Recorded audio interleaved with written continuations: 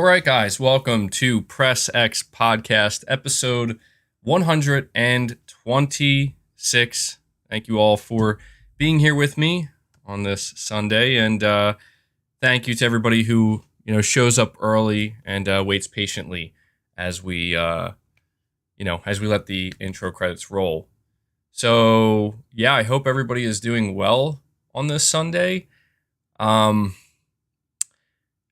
I think there are some people who are not doing too well today. Probably anybody associated with Rockstar Games. I gotta say, I already thought that we were gonna have a lot to talk about and a pretty jam-packed show today, but when I woke up, I saw that apparently there was another GTA6 leak. Probably the 1,000th GTA 6 leak. However, this time it's real. This time it's legitimate. And this is the mother of all leaks. This is as leaky as it gets. This is going to go down in history probably as the biggest gaming leak of all time. Potentially. I don't know. I don't know if it gets any worse than this when it comes to a development studio or a publisher worrying about what's going to get out there. So it's The Last of Us 2 was very, very big as well. But honestly, I think this surpasses that. This is I don't know. The Last of Us 2 was pretty substantial, but this is, I don't know, man. GTA in terms of expectation, I think is on another level. So we're going to dive into that as a big topic today because I think people are really curious to know. Now, obviously, I'm going to have to let everybody know I'm not showing any footage. I'm not showing anything. As of right now, I could be mistaken, but as of right now, I don't think Rockstar Games is striking people for this. But, there's a really good chance that they're going to at some point. So I'm not going to be showing anything, but there is a lot that, there is a lot that we can discuss, a lot of details. You're saying they are striking now? They took them to, okay. Yeah. Yeah, you could probably still find them if you're looking at it. All right, so before we dive into any of these topics, that was really bizarre. I just had an air bubble come up my throat there as I was talking. It changed my voice. That was weird. Rockstar's trying to get to me. They're like, no, don't talk about it, MBG. But let me give you guys a quick rundown of some of the other topics that I hope and plan to discuss over the course of this podcast episode. Let me see. I saw somebody saying they liked my shirt. Thank you. I'm glad. I'm a big Alice Cooper fan, so I'm assuming you are as well. All right, so we're going to talk about PlayStation, obviously. We're going to talk about God of War Ragnarok making some huge waves. We're going to talk about the state of play further. We're going to talk about a PlayStation showcase, right? I feel like this is a conversation that people still want to have. They want to know, can we expect a PlayStation showcase? What's going on? So we'll talk about that. Let me see what else I got here.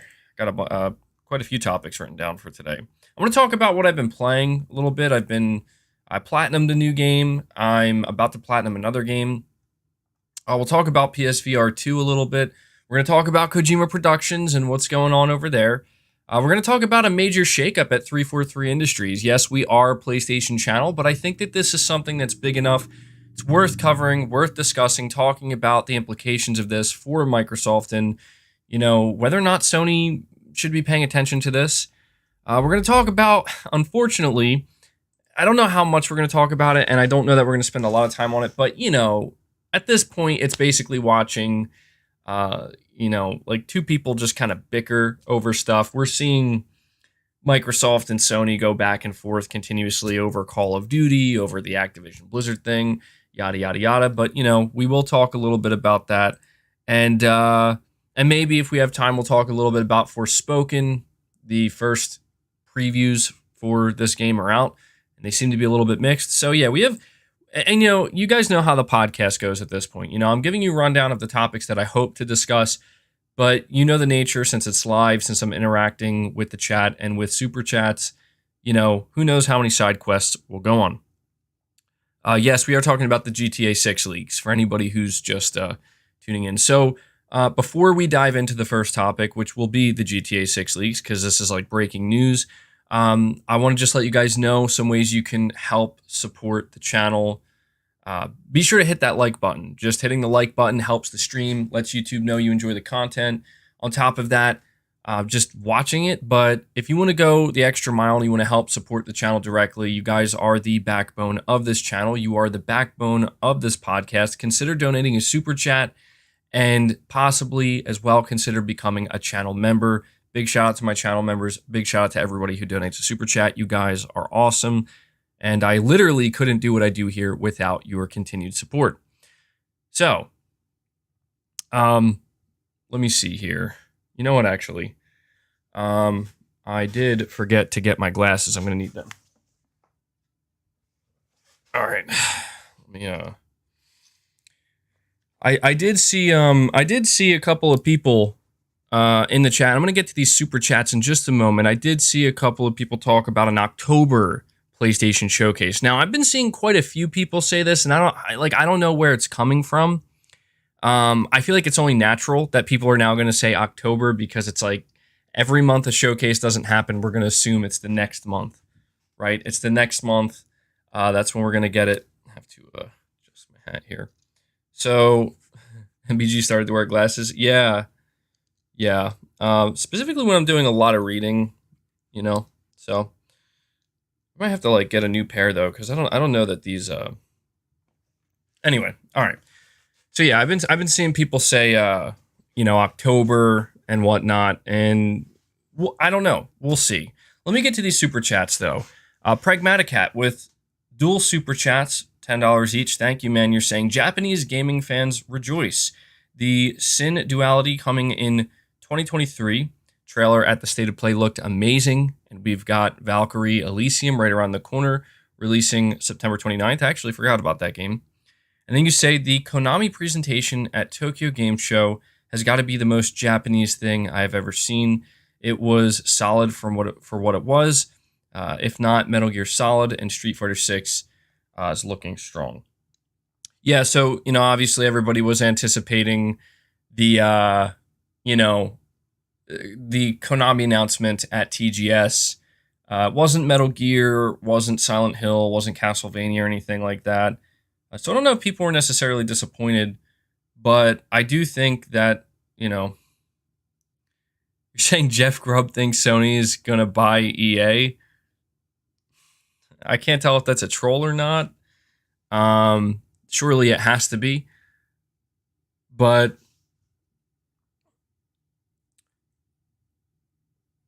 yeah, I think that if you are a fan of Japanese games, there is a lot to look forward to. I think, TGS was pretty strong, or relatively strong, and there's just a lot of Japanese games in development, a lot coming out. So, if you're a fan of Japanese gaming, support it.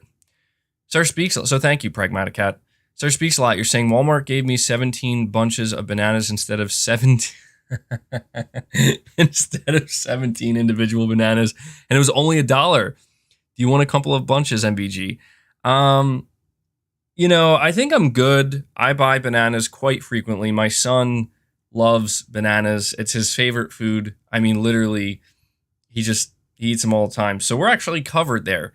But that's funny. You're not the only person that I've actually seen that happen to, where they thought they were ordering individual bananas, but they ended up getting way more. Just way too many bananas for any one person to have. So you're going to have to find somebody else to pass them on to, man. Or you can just eat them, Don't eat too many at once, though. It can be dangerous, believe it or not. Too much of anything, no matter how good it is for you, can be a bad thing. Don't eat 6 bananas in a day, or 7. That, I don't know. That might not go well. So thank you for that, Sir Speaks a lot. We have Slimothy, member for 2 months, saying, will we be talking about Mr. Hideo today? We will be talking about Mr. Hideo today, or Mr. Kojima, I should say.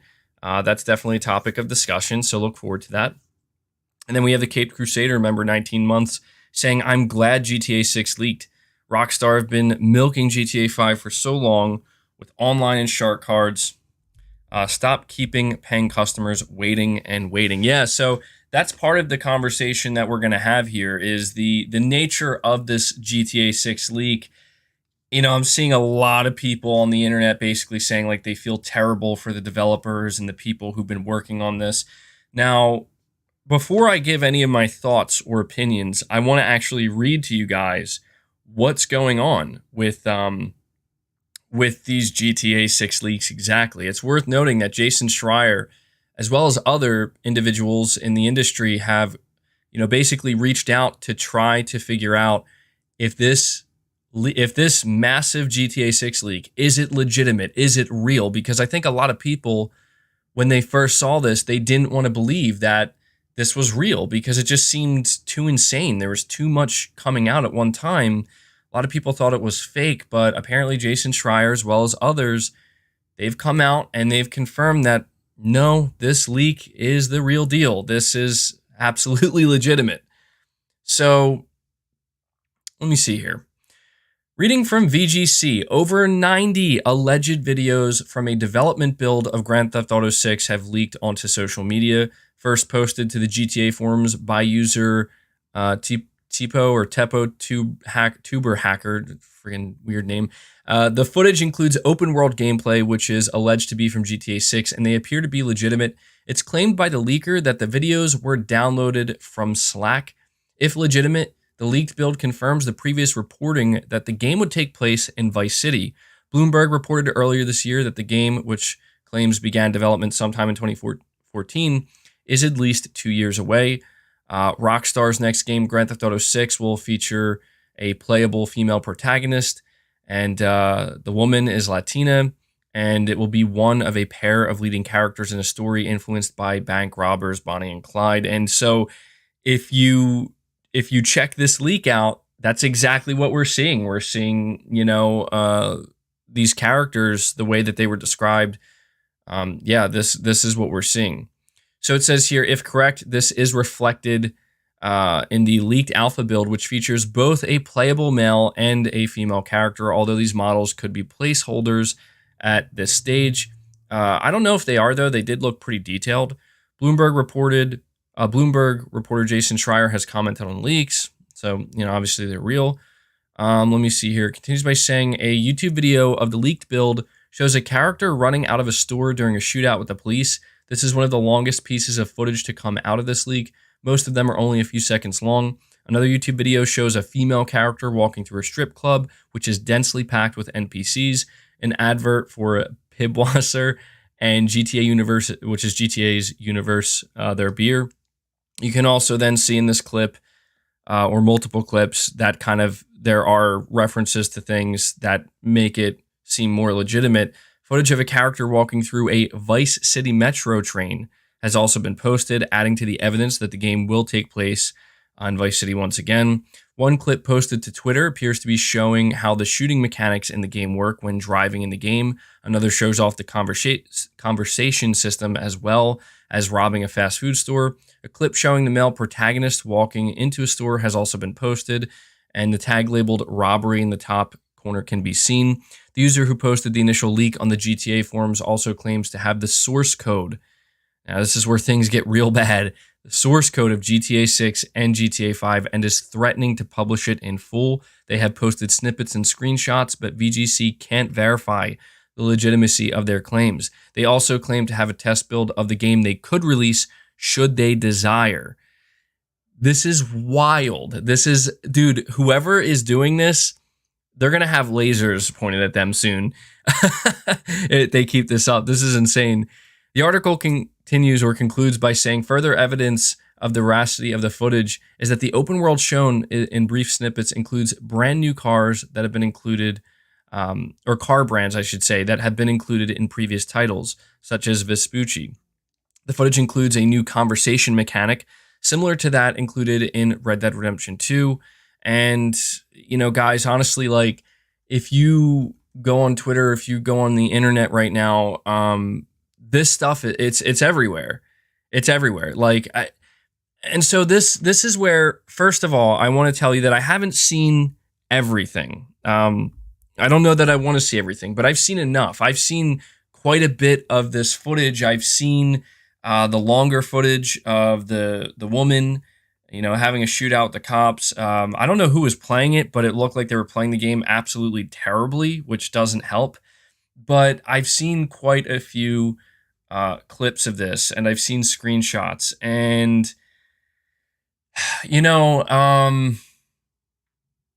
this has created a conversation where people are like, they're coming out and they're saying this is wrong, this is messed up, and this is terrible for the employees at Rockstar, and this ruins the surprise factor and everything else. But I've also seen quite a few people basically saying, "All right, Leia, come on. I know you're gonna come up. She has to. She has to do her thing here. Come on." But I've seen quite a few people saying that they feel like this is okay. Like they're saying that they're glad this happened. They're glad it's leaking. They're tired of Rockstar and their secrecy and how quiet they are, but they're mainly tired of, as the Cape Crusader said here, just kind of milking GTA 5 and just, there's more animosity towards Rockstar Games than there was previously. There's less goodwill than they used to have. So what I will say is this. First, Liz, you got to go because she's trying to jump on my desk here, and I got too much stuff here that she'll knock over. What I'll say is this. So I'm going to talk about my thoughts on the footage, but before I do that, I want to say that I am not that shocked at this leak. Like, I always expected GTA 6 to leak. The only thing that is kind of shocking is how much is leaking. The fact that somebody just went totally, scorched earth with this game and was like, I'm releasing everything that's here, early development builds, and now they're threatening to release the code for GTA 6. I feel like if we got a leak that's like a screenshot or two, or just like a 5-second clip of the game, just something really small, something that doesn't give everything away, and certainly something that's not, overly egregious, like what we're seeing here with this, I would actually think that that was really cool. I'd be like, this is, MBG, I just can't with this hypocrisy. Jason S. and Tom Henderson literally leaked Kojima's new game and The Last of Us. Now they are here asking for respect. Yeah, dude, this is what I'm saying, where it's like, I'm not sitting here saying that we need to respect Rockstar or that we need to respect any of these developers. I would say that, but it would make me hypocritical because that's not what I practice, and I'm not going to be a hypocrite like that.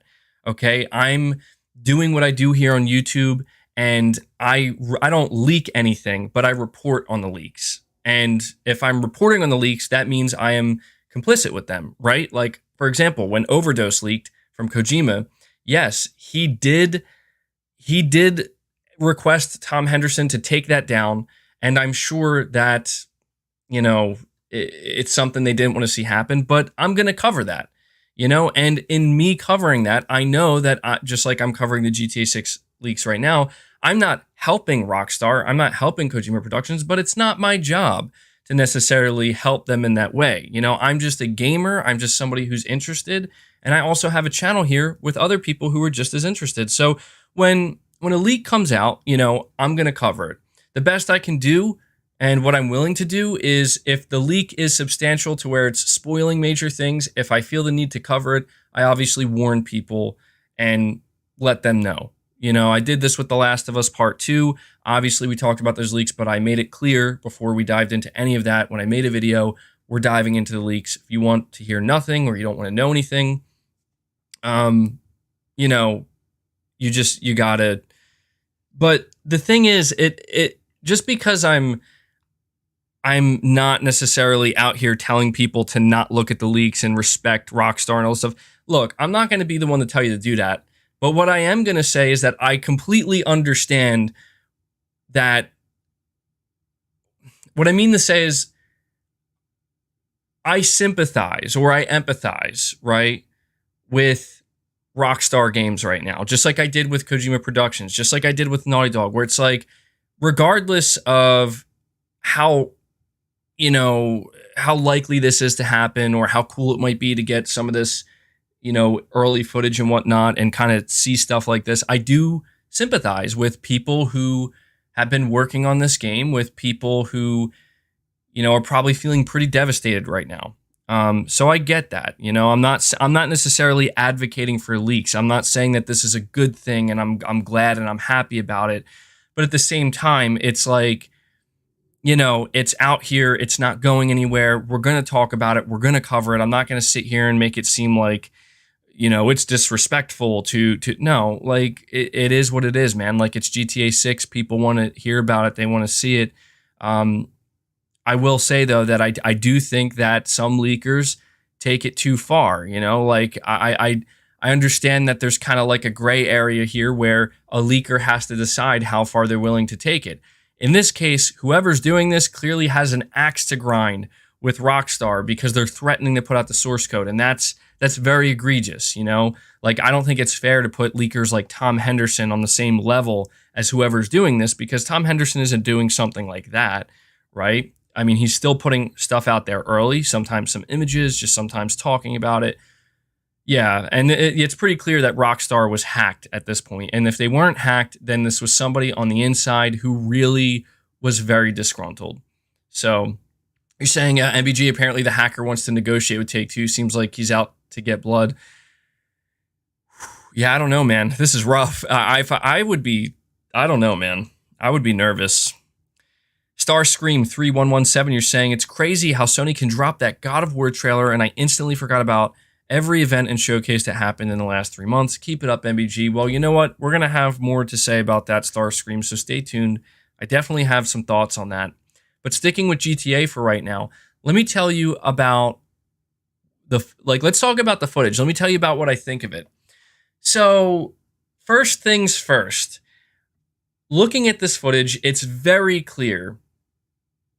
It's very clear that the footage we're seeing with GTA 6 is very early. It's like pre-alpha.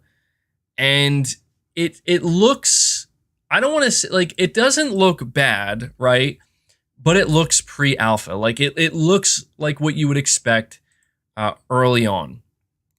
And so, when I first saw it, I was starting to think to myself,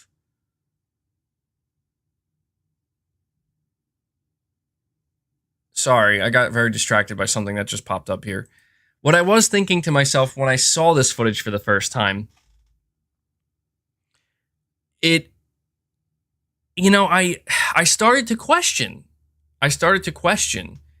Is this like somebody messing around? Like, did somebody mod GTA 5? Right? Did somebody mod GTA 5 and put it out here and try to make it look like it could be GTA 6? Because I have to admit that when I saw this footage, I thought it was GTA 5. I really did. It didn't stand out to me that much. But again, I'm not holding this against the game because we were never supposed to see this. This is stuff that's only meant for developers' eyes. So I'm not mad. I'm not sitting here being like, I'm not sitting here saying, oh, GTA 6 looks terrible or it looks awful. It looks like it's pre-alpha. To me, what I'm interested in learning with GTA 6 when it's properly revealed is what's going to be different about GTA 6 versus GTA 5. Because like when I was watching some of the movement and the gameplay and the shooting mechanics and the way the character was moving, I thought I was looking at GTA 5, and it did kind of make me wonder, like, is GTA 6 going to be maybe a little bit more underwhelming than we thought? Now I did notice some subtle changes, but I guess the position I'm in right now is like, I don't know that I even have that much of an opinion, right? Because it's so early on, and this is footage that was never meant to be seen by the public.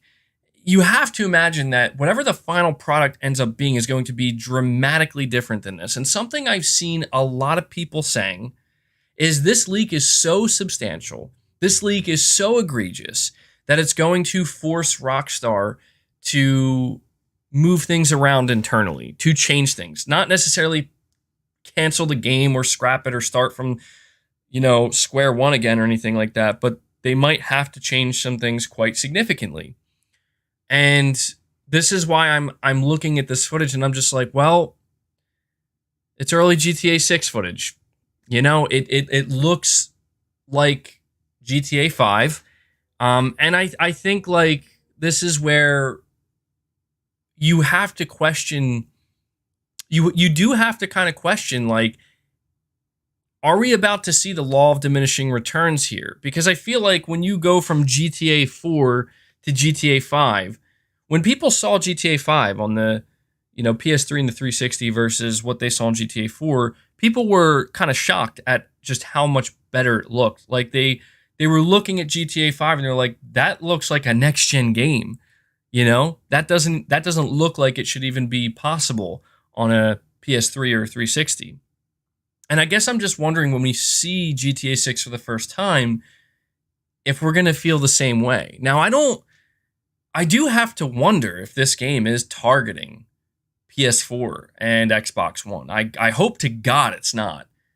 I mean, that would immediately make me less excited. If they're like, we're actually releasing this game on PS4, we're targeting PS4, Xbox One, and it's releasing in like 2024 or 5. You're saying PS4 dev kits in the video. Is that true? I didn't notice that. There are PS4 dev kits in the video. Oh, geez. See, this is where I kind of draw the line. This is where I kind of draw the line where it's like, why would you do that? And I say this because I feel like a game like GTA 6 that has so much expectation behind it and is supposed to do so many great things, it's like, why would you not give yourself the best chance to kind of push as far as you can go? You're saying apparently the PS5 dev kits have a PS4 home screen. Okay.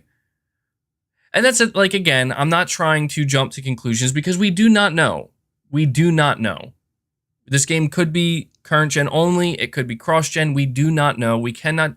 That's the thing I really want to emphasize with these leaks. For as interesting as it is to talk about it, you're saying some of the videos had in development for PS4.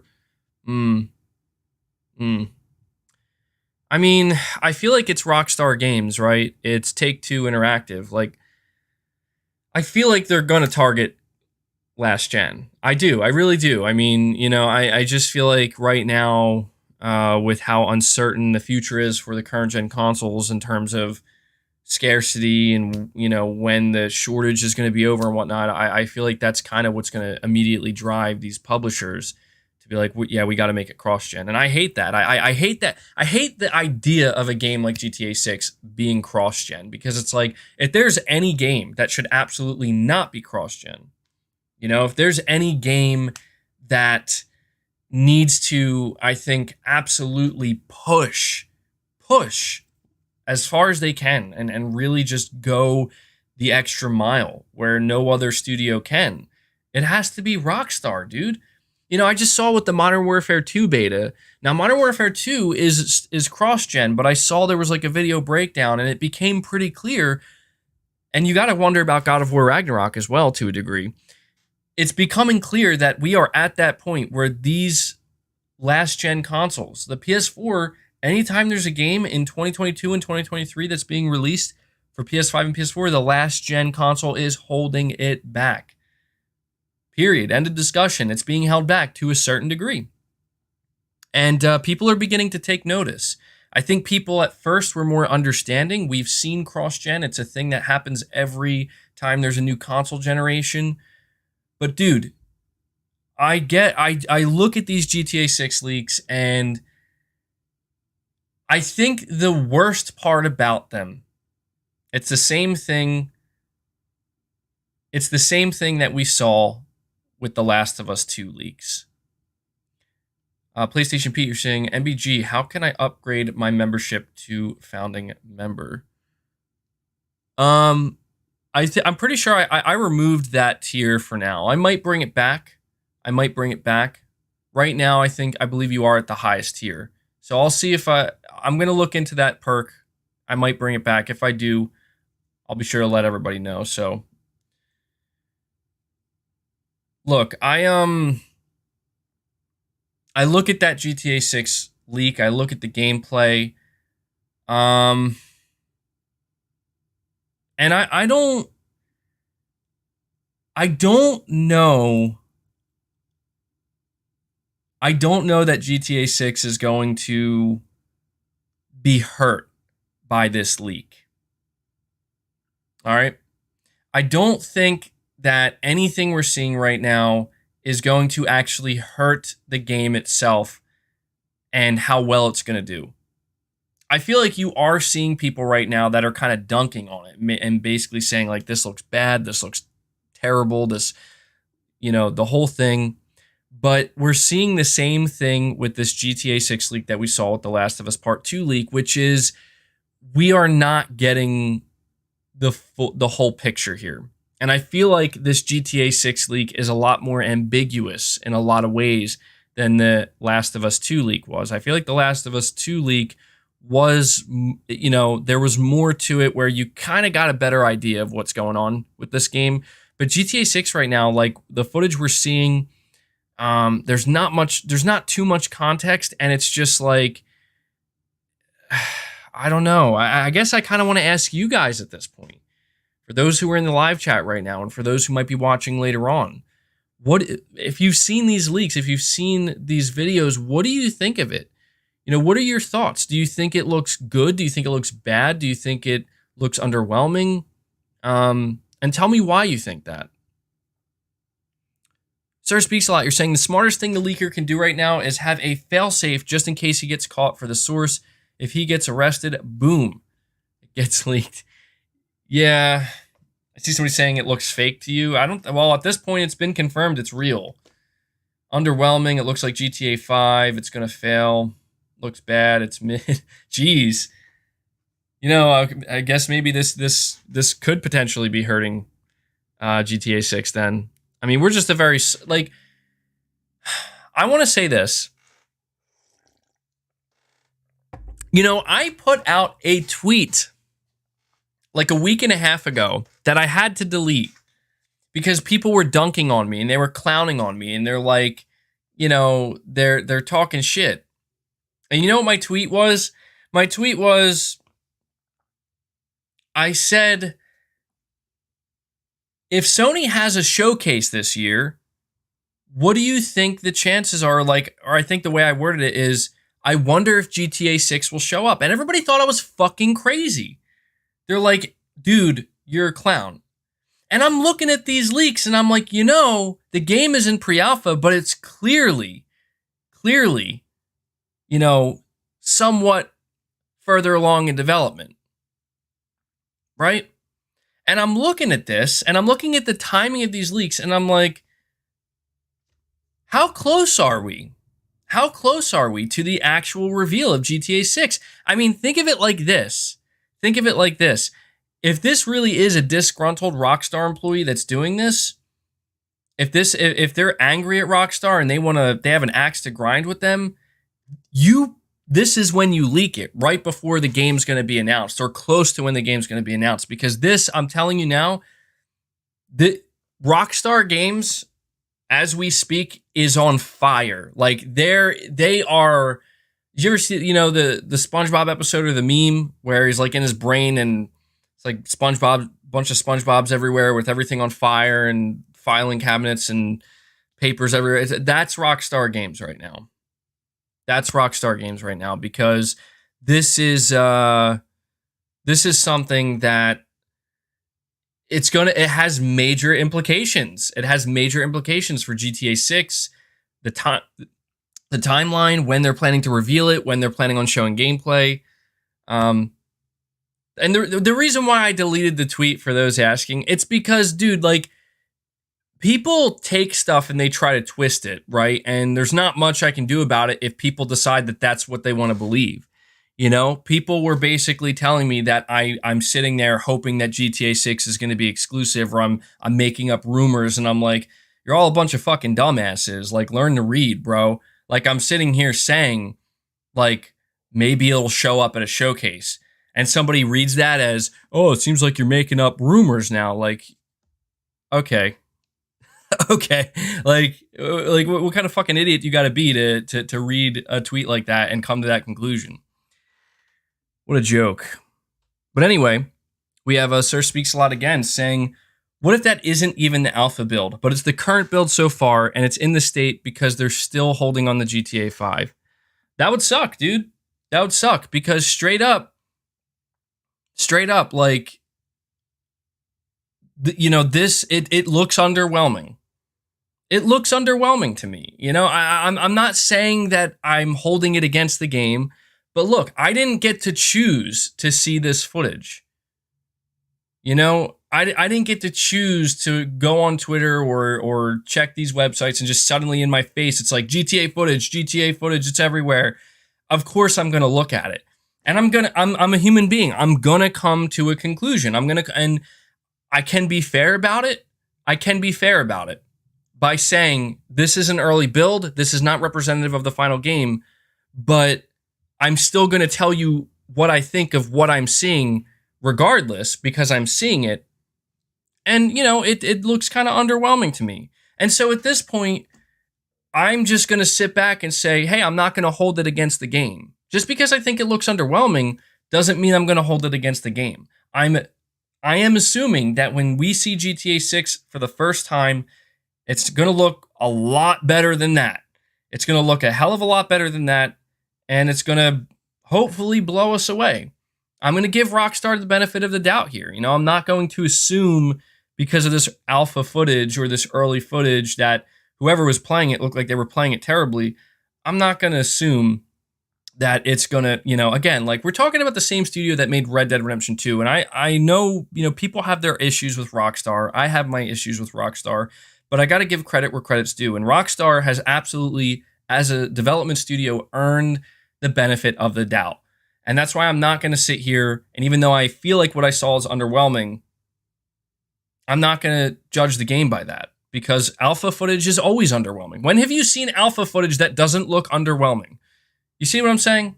Of course it's underwhelming. It's always going to look underwhelming. It's pre-alpha. It's not even beta, you know? So I'm going to give Rockstar the benefit of the doubt, and I'm going to assume that when we see GTA 6 revealed properly, when we see gameplay for the first time officially, we're going to basically see what we saw with GTA 5 in a good way. We're like, wow, okay, this is amazing.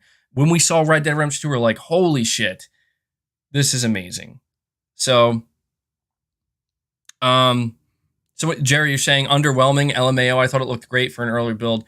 Yeah, I guess so. Yeah, maybe you're right. I guess for like for a pre-alpha, it actually, I guess, didn't look that bad. I think a part of me just feels like, damn, I kind of wish this didn't happen to a degree, because it's like, this isn't how I wanted to see GTA 6 for the first time. You know, this is where I kind of do begin to despise leakers. And I do start to feel this like kind of built up like, fuck you, dude. You know, like, why would you ruin this for everybody? You know, like, GTA 6 is an event, man. Like, I imagine, like, what if somebody did this for like Ghost of Tsushima 2? I'm not saying Ghost of Tsushima 2 is as big. Nowhere, obviously, where it's not on the same level as GTA 6. But imagine if somebody did that. You know, they come out here and they're like, here's pre-alpha of Ghost of Tsushima 2, and it just doesn't look great because it's pre-alpha, and it's like, this is how we see this game the first time. You know? Like, that sucks. That absolutely sucks. And, you know, I feel like this leaker and leakers who do stuff like this, I don't know, man. I know that there are some people, they have this mindset where it's like, we're doing people a favor. Like I remember with The Last of Us Part 2, leakers came out, or not leakers, but people came to the defense of the leakers saying that they're doing the fans a favor by warning them what's going to happen. It's like, I'm not ever going to advocate for that, man. I do, obviously, Naughty Dog misled a little bit purposely with The Last of Us 2 to preserve that big twist, but I'm not going to advocate for like egregiously leaking footage and shit like that. I see a lot of people mentioning Millier. I'll go check out what's going on there in just a minute. But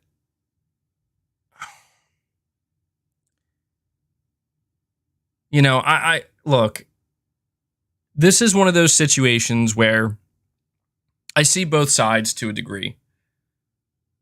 Like I understand why people leak stuff. I understand why people try to become insiders and get inside information. I understand that.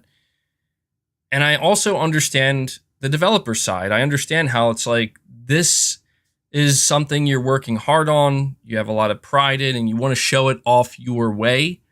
I understand that and respect that as well. But in this case, I gotta say, I think the leaker is absolutely in the wrong here. I do. I feel like, again, like if this leaker came out and said, here's a couple screenshots, here's just like 20 seconds of footage, and the footage like wasn't, too bad looking. I feel like that's one thing, right? But when you're taking it this far, it's like this person is trying to destroy Rockstar Games. They're trying to like destroy them and destroy GTA 6. And I just think that that's not fair and that's not cool. And as a player, as somebody who was eventually looking forward to this reveal, 90 plus leaked videos, it's like, dude, why are you doing this to everybody, man? Like you're not just hurting Rockstar at this point. You're hurting, like I saw somebody tweet, I think they're like a personality or like a commentator. There's somebody on Twitter who has like a big, I think, follower for like GTA or Rockstar, and they were basically saying how this has never happened for any GTA games, and the surprise factor was always there with GTA games. Like when they dropped for the first time, you were always just like, holy shit, it's happening. And they were basically saying like they can't believe that that's been taken away now because of a leak like this. And they basically went on to say they hate leakers. And I'm like, and I really thought about that. I'm like, yeah, GTA series videos. Yeah, that's who it was. And I really thought about that. I'm like, they're fucking right, dude. They're right. Like this is taking it too far, and this sucks. Like, I understand that there are people that are like, this is awesome, I'm getting to see it, and we're really sticking it to Rockstar, but it's like, not like this, man. Not like this. This is too much. I know that Take-Two Interactive is greedy. Obviously, this doesn't translate to me defending microtransactions or how they've milked GTA Online. I'm not saying that. You're saying, but MBG makes leaks videos all the time. I know, and that's why I said, like, I'm gonna cover this, dude. Like, I'm gonna talk about it, and I know I am a part of that. But I'm just saying that it's like, again, like, this is where there are different degrees with things. It's not like I'm sitting here saying, yo, we just got like 3 images of what appears to be GTA 6. That's one thing. Like, I'm not going to feel mad at a leaker who does that, because it's like, it's just a couple images, man. It's not like it's giving the whole thing away. This is the whole kit and caboodle here, right? Like, this is the whole thing. And this is where it's like, God damn, dude.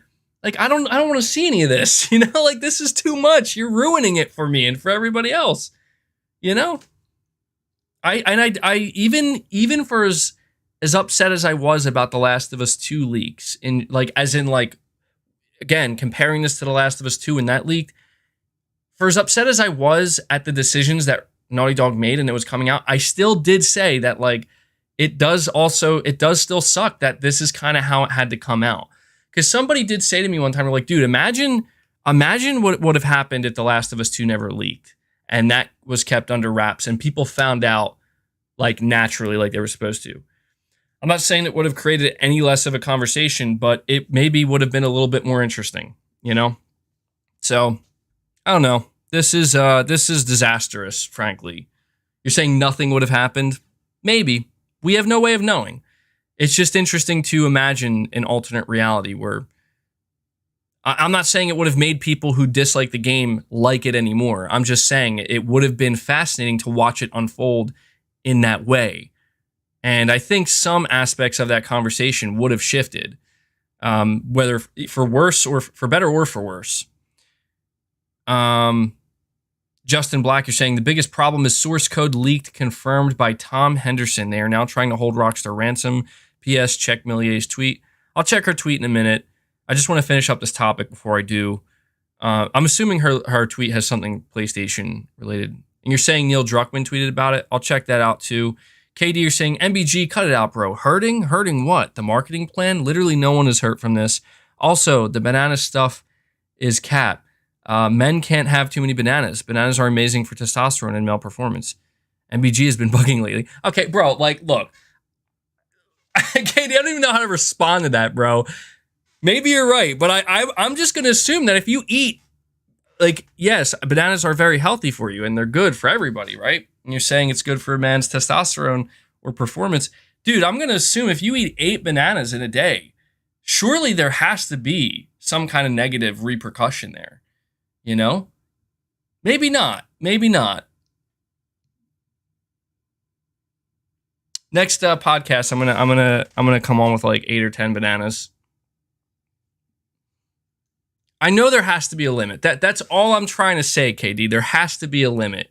You can only eat so many bananas in one sitting or within a 24-hour period before it becomes dangerous. I don't know how we got back on this, but we are. We're talking about bananas. You can overdose from drinking too much water. Yeah, exactly, dude. You can. KD says there's no limit on bananas. KD's going to die on this hill. KD wants everybody to know there's no limit to bananas. I'm not advocating for that. I'm not saying eat 10 or 12 bananas. But I do get what you're saying, Katie. You're like, who's it hurting? Look, I'm just saying on a human level, man. On a human level, I do feel bad. Like if I was a developer at Rockstar, right? And I put a lot of passion into my work and I was working on GTA6. I don't care what anybody says, man. I would be upset. I would be very upset to wake up one day and see that, like, holy shit, like, this is going to be so... And I also feel bad on the level where it's like, if you are Rockstar right now, Rockstar developers, I think the thing that really is probably eating at you right now is you have no idea what happens next. Like, you have no idea how the leadership is going to respond to this, how Take-Two Interactive is going to respond, and this could potentially throw a massive wrench into everything, depending. Again, they might, like, who knows? They might not do anything. They might just be like, whatever, it's just a leak. We didn't want it to happen. You know, and I get what you're saying, man. Like, I'm not saying, like, I'm not out here, like, shedding a tear being like, oh, man, these poor devs, man, and these poor people, like, they like, look, there are much worse things happening to people around the world, all right? I'm not going to sit here and make it sound like if you're a developer who worked on GTA6, you know, this is absolute, you're in a crisis situation that's just rattling your entire life at its core. I don't think it's that, you know, like, it's a video game we're talking about here. It's not that serious. But I'm just saying, in our bubble here, in the video game bubble, hold on, 400 bananas. 400 bananas? Nuh-uh. You guys got to be making that up. I see people in the chat saying it would take 400 bananas before you OD. I don't believe that. I don't believe that at all. That's no. I don't believe that. Even if it's true, I'm not going to believe it. Anyway, I'm going to wrap up this topic. Yeah, that's the thing. Heads are going to roll. Somebody's head's going to roll after this, dude. Somebody's head is going to roll. MBG, you would need probably around 400 bananas a day to build up that kind of potassium level that would cause your heart to stop beating. Healthy person, it would be impossible to overdose on bananas. You probably need around 400. Jesus. All right, well, there we go. I feel this is great. This is great because I feel like GTA 6 now, for me, is forever going to be associated with bananas and learning about how many you would need before you would drop. So KD, if that's true, 400 bananas, I feel like you are correct here actually, because yeah, I don't think anybody's going to be able to eat 400 bananas in a day. I don't think you could kill yourself by ODing on bananas, even if you wanted to. You'd vomit. So, all right. Well, you know what? There we go. We figured that out. Josh, you're saying, remember when PlayStation acquired Blue Point at the beginning of last year and said they're going to reveal their next game in the coming months? What happened? I don't know, man. I don't remember. I do remember you saying that, or not you saying that, but you saying this is making me remember that they did kind of allude to something coming and nothing ever came. I wonder why. Maybe it was just too soon. Maybe they decided to delay it. Dark Demon Media says too many bananas lead to high natural blood sugar. All right, enough banana talk. I feel like I'm losing viewers here talking about bananas. Press X Banana Cast. So to conclude with, because I do want to, you know what, actually, real quick, you guys were asking me. Let me go see what Neil Druckmann said on Twitter. Apparently, he responded to the GTA 6 leaks. Okay, here we go. Neil Druckmann, 1 hour ago, says, to my fellow developers out there affected by this latest leak, know that while it feels overwhelming right now, it'll pass. One day we'll be playing your game, appreciating your craft, and the leaks will be relegated to a footnote on a Wikipedia page. Keep pushing, keep making art. See, I gotta be real right now. This is where things get a little bit tough for me, because it's like, I feel, like I said, on a human level, but are we really gonna make it seem this serious? Like, and it's not just Neil Druckmann. I've seen other people on social media, on Twitter, they're talking about this they're talking about it on the same level, like there was just some kind of natural disaster or something.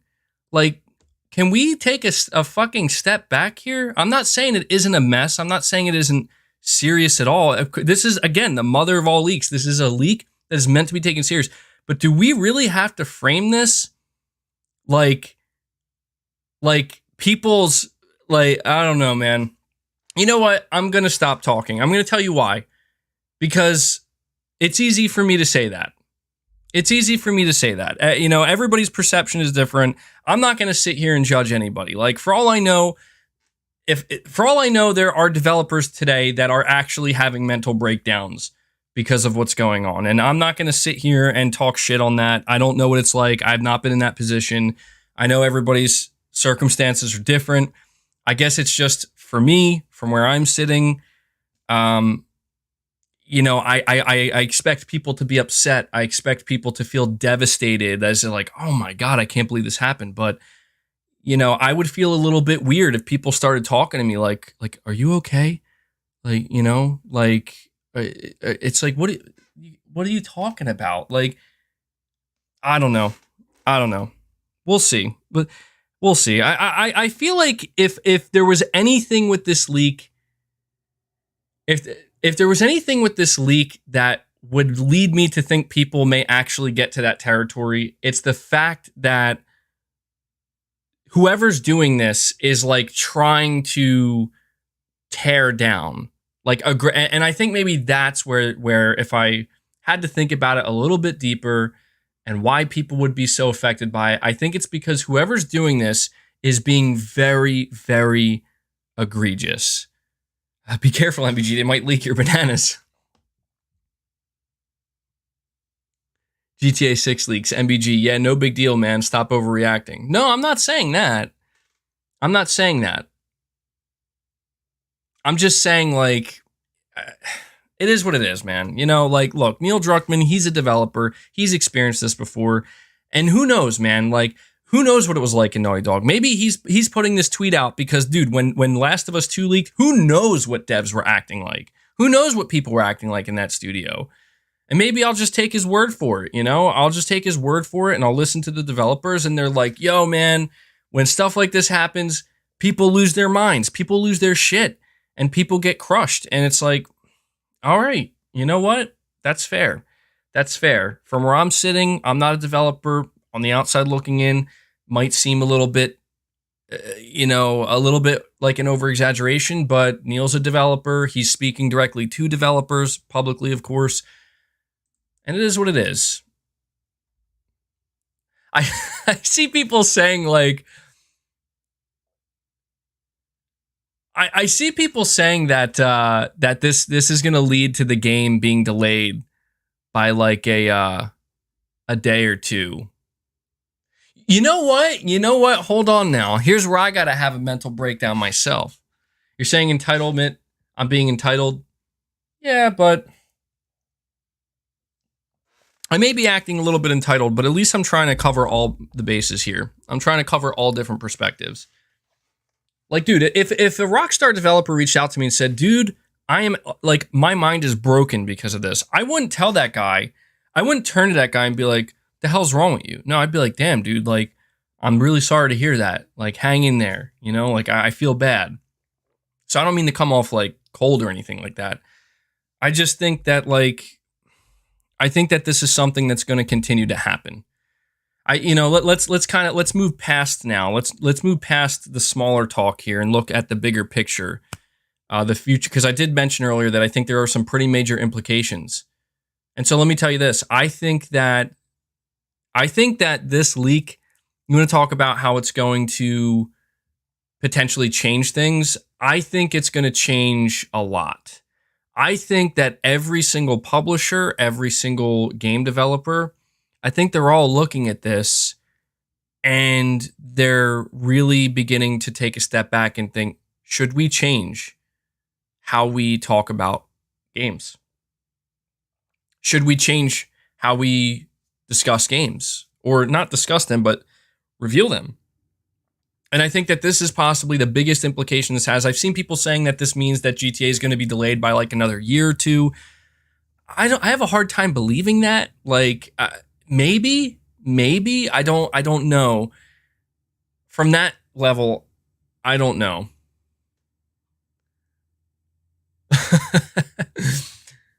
Damn, dude. Just reading some of the chat right now. So let me give you a short-term example real quick before I read these super chats. People are wondering what this means for GTA 6. People are wondering what this means for, like the timeline. Are they going to delay the reveal? Are they going to delay the game? Are they going to change the game? You know what else I'm thinking? What about Sony right now, right? Because this is a PlayStation podcast. Was Sony planning an event very soon? And if so, could something like this delay it? See, that's where things to me, that's where my mind starts to go, because I'm like, well, the GTA 6 is here. It's not going anywhere. But then you start to think about the greater implications, and I'm like, well, if, for example, if GTA 6 was If GTA 6 was planned to be teased for the first time at a PlayStation event that was coming soon, what does that mean? I mean, these are just assumptions I'm making, and obviously I have no idea if they're true or not. But I do think that this might, this is like considered the holy grail of leaks. So I do think that this might make developers and publishers maybe begin to change how they're going to start to show their games. I feel like maybe now developers might want to get it. They might want to not give leakers a chance in hell, or hackers for that matter. I think this might cause some developers to be like, we're just going to start showing early alpha footage for our games, no matter how far away they are, no matter how secretive they're supposed to be. We're just going to start doing that to stop these things from ever being a thing. I'm not saying every developer will do that.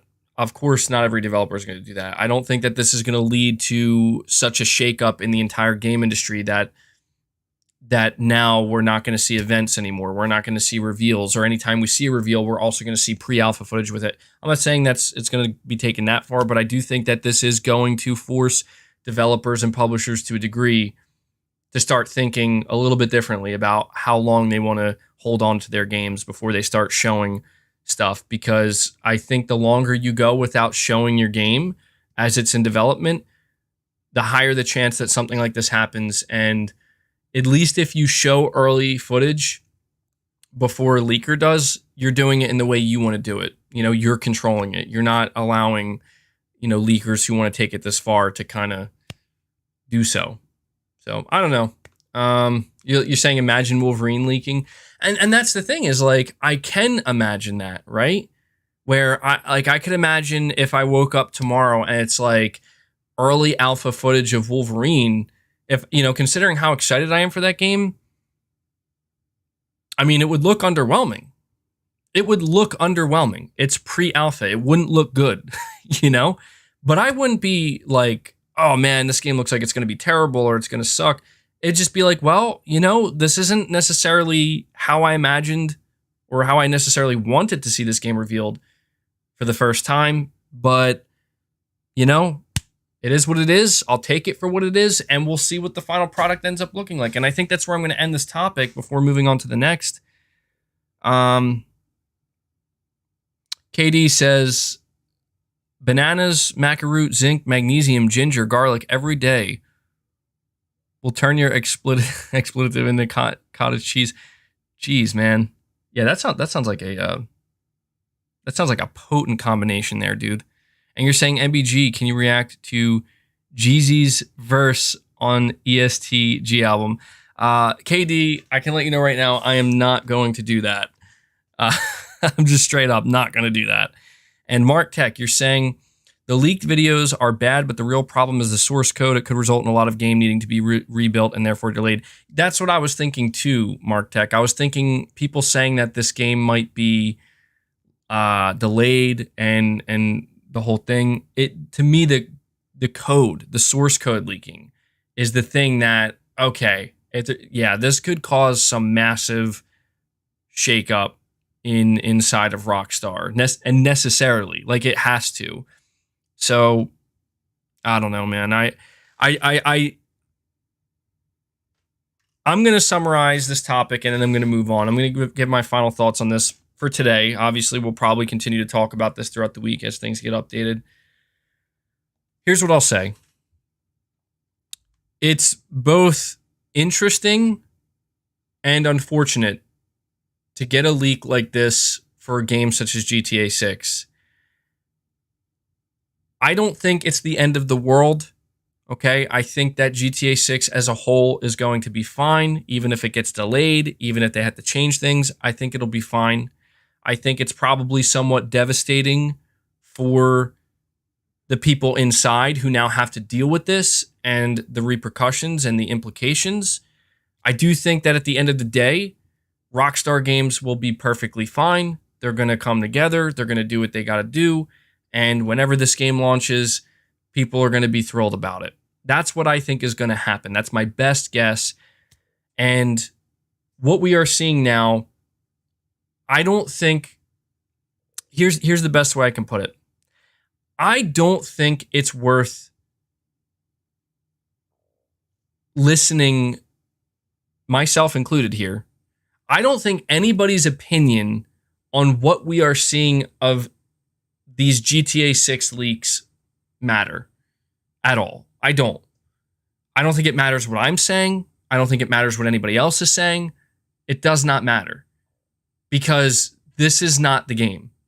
This is pre-alpha footage, and it is what it is. We have no clue what the final product's going to look like, and I think that it's natural to come to your own conclusions. It's just like I said, like my first intuitive thought is it looks underwhelming, but I don't just keep it at that. I realize that it doesn't matter if I think it looks underwhelming. That's not the game. Like, that's not the final product. We have no idea. And so that's where I feel like the best advice I would give to anybody right now is, if you're seeing these leaks, if you're seeing the footage, if you're seeing the screenshots, just form your own opinion and leave it at that. And just understand that you weren't meant to see this. I don't think it really matters. I don't think you should try to be seeking out other people's opinions on this, only because, like if somebody says they think if somebody says to you they think GTA 6 and these leaks look bad, what is that going to mean though? Just like if somebody says they think it looks great, what's it going to mean? It doesn't mean anything right now. It doesn't. So I think if there's anything we want to pay attention to, this is the final word on it from me for now. I think if there's anything we want to pay attention to, it's what's going to happen next. How is Rockstar Games going to react to this? How is the rest of the industry going to react to this? And we're just going to have to see how this unfolds and how it pans out, and hope for the best. Hope that this doesn't have any negative ramifications in the end. So, Mick Sean Williams, you're saying, "What's up, MBG? I watch you all the time. Keep doing your thing." And there's people on Twitter already saying that this game is coming to PS4. I hope not. Well, that's another thing, dude.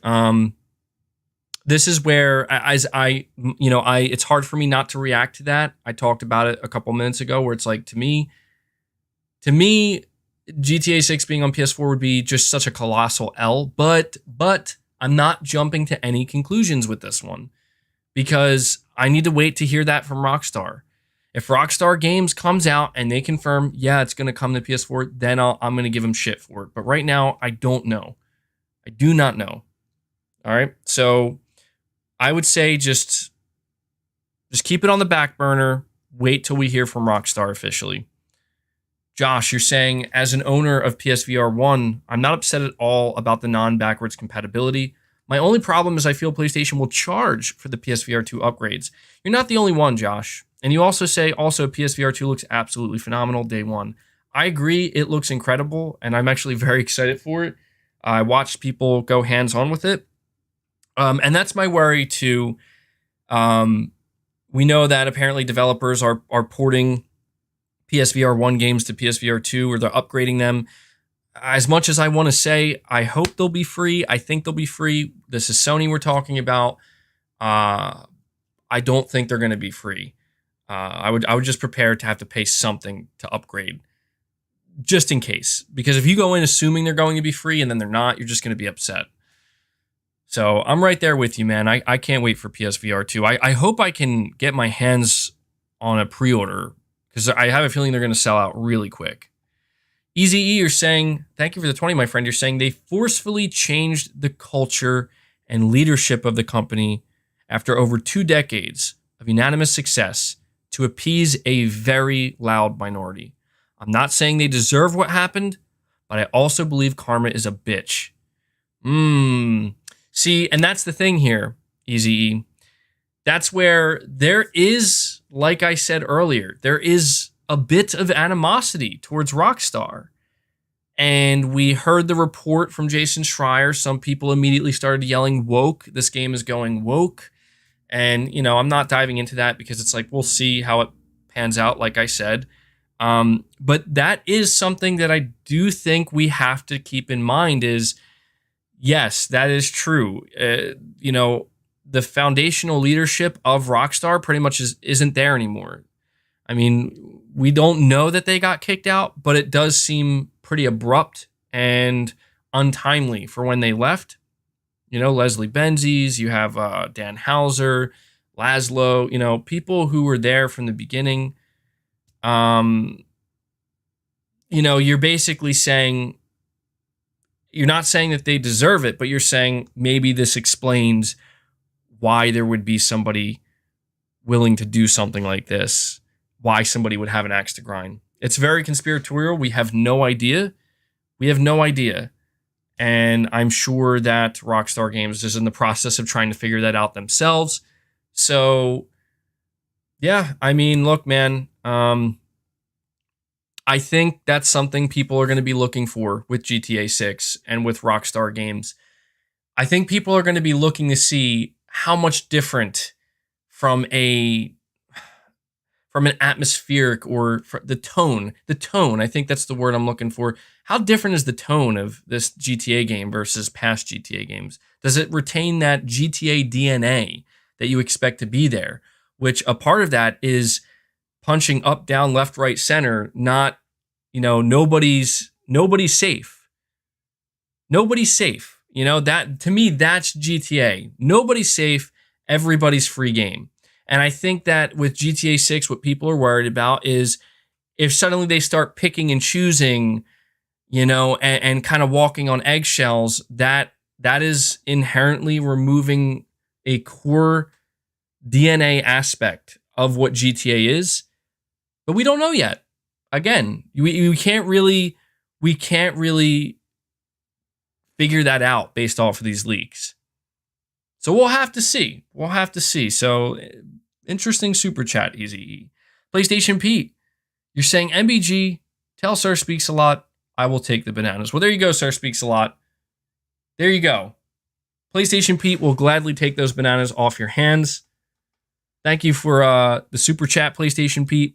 And KD, thank you for the 20, my friend. You're saying how much I gotta donate for you to for you to live react to Jeezy verse on ESTG album. That verse makes me want to change my life. I don't know, man. I don't like. It's not about that. I'm not into that music, man. I'm just not into that music. It's just not my thing, you know. So I guess I could try. I don't know, man. I don't want to sit here and say, "Oh, KD, if you donate a certain amount, I'll react to it for you." That's because I feel like that's disingenuous, you know. But I appreciate the passion, KD. I appreciate that passion. I really do. But seriously, man, thank you for the super chats. I really appreciate that.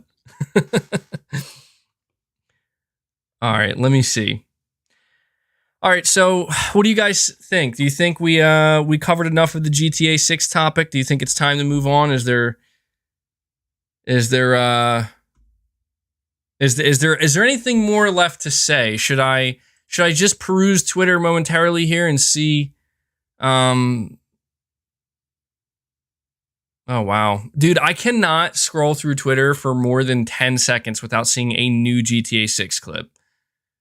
I'm literally watching one right now. It's of a dude on a subway. Vice City Metro. Yeah, okay. Yeah, oh, man. All right, so really quick, I will read this to you guys. I just saw this posted by Tom Henderson. He says a couple of GTA 6 leak updates. 1, the hacker has requested that someone from Rockstar/Take-Two contact them after going unexpectedly viral. 2, Take-Two has started to DMCA footage. And that's... he continues by saying the hacker has updated the original post stating that he is looking to negotiate a deal. And yeah, he says he has the source code. A person pretending to be a Rockstar/Take-Two employee managed to speak with the hacker. He once again states that he has source code and told him that the IT team can check the logs for proof. Okay, well, yeah. See, this is getting real bad. This is getting real bad, guys. Like, is it just me, or does it feel like we woke up in like a separate timeline somewhere? Because I feel like that's real bad, dude. That's real bad. Maybe also not the most surprising thing. DX Kasim, you're saying, can you complete God of War 3 and give us a review? Maybe. I'll give you a big maybe on that. KD, you're saying, just send the footage of the strip club in GTA 6 if anyone's worried about censorship, LMAO. That move where she touches her expletive while bending was a flawless victory. Tell me I'm lying. I actually didn't see the KD. I didn't see the strip club clip. I think I saw like a couple screenshots of it, but yeah, that's what I was thinking too. I'm like, well, you know, if there's a strip club and it's like taken to another level, surely not too much is changing, right? Axis Hawk, you're saying apparently the hacker has the UAE flag. It's me. Big Nabs, you're saying, in my honest opinion, gaming has already passed its peak. Interesting. Yeah, dude, these GTA 6 leaks are bringing out all the hot takes. But I think I'm going to put a bow on the GTA 6 leak for right now, because at this point, a lot of you guys are asking me to check Millier's tweet, which I'm going to do that next. But it seems to me that this is going to get pretty crazy. possibly more crazy than it's already gotten. Michael, you're saying, KD, I can confirm the reel is back. Yeah, dude, this is gonna get insane. I am a little bit worried. I am a little bit worried about the implications this is gonna have for Sony. Believe it. I mean, look, I am a PlayStation. I'm seeing another clip right now. I'm literally looking at this clip right now. You know, I'm looking closer at this. And you know what? It actually doesn't look bad at all. This clip I'm seeing right now actually looks really good. This looks really good. It's of I think one of the main characters. He's walking on a street. I see the trees. I see the buildings. The detail on the characters very good. The environmental detail, you could tell like the environmental detail is not 100% polished, but it actually looks really good. And he's just running down the street. He's holding an assault rifle and a pistol. And yeah, okay. So I guess I'm just going to keep seeing these clips pop up, and it's hard to move on because it's like every time I'm going to move on, I'm seeing new stuff and more stuff. So it actually looks pretty good. That was, I think, the best looking clip I've seen so far. So hopefully, I don't know, man. I guess at this point, I want the leaker to just kind of stop. They're probably not going to. They're going to continue to put this stuff out and try to get everything they can out of. Oh my God, this is great. This is great. Somebody put out a tweet. They say GTA 6 got leaked, and they put 4 screenshots from the Red Hot Chili Peppers Californication video. I don't know how many of you guys know about that music video or have seen it, but it's basically like a PS2 game. It's like them inside of a PS2 game. That's great. That's a great tweet. Let me see. KD, you're saying hashtag make MBG live react to GZ version ESTG. I can't even read this, dude. It's that's a long hashtag, bro. Anyway, all right, we're moving on. I need to check Millier's tweet because you guys have been begging me to check this tweet for like the past hour, so it must be something of significance. Okay, so all right, okay, now I see why you guys are telling me to check it. So I'm over on Millier's account right now, and she tweets out Spider-Man 2 gameplay, Silent Hill reveal, Naughty Dog teaser, PSVR 2 GT7 mode, Final Fantasy 16 trailer, new first-party IP, new Mortal Kombat, Kojima, Bloodborne, BioShock. Said she tagged somebody, Carlsberg, UK. Don't do a showcase, but if they did, it'd probably be the best showcase in the world. And she says, a joke, by the way, or is it? Yes, it is. So, I mean, look, I'm going to be honest with you right now. I like Millier, but I don't think she would do that, you know? Like, she says it's a joke, and I think it's a joke. I don't think she would put that out there like that. But you know what? Let's analyze her list for a second. Her list does seem very plausible. And that's what I think is interesting.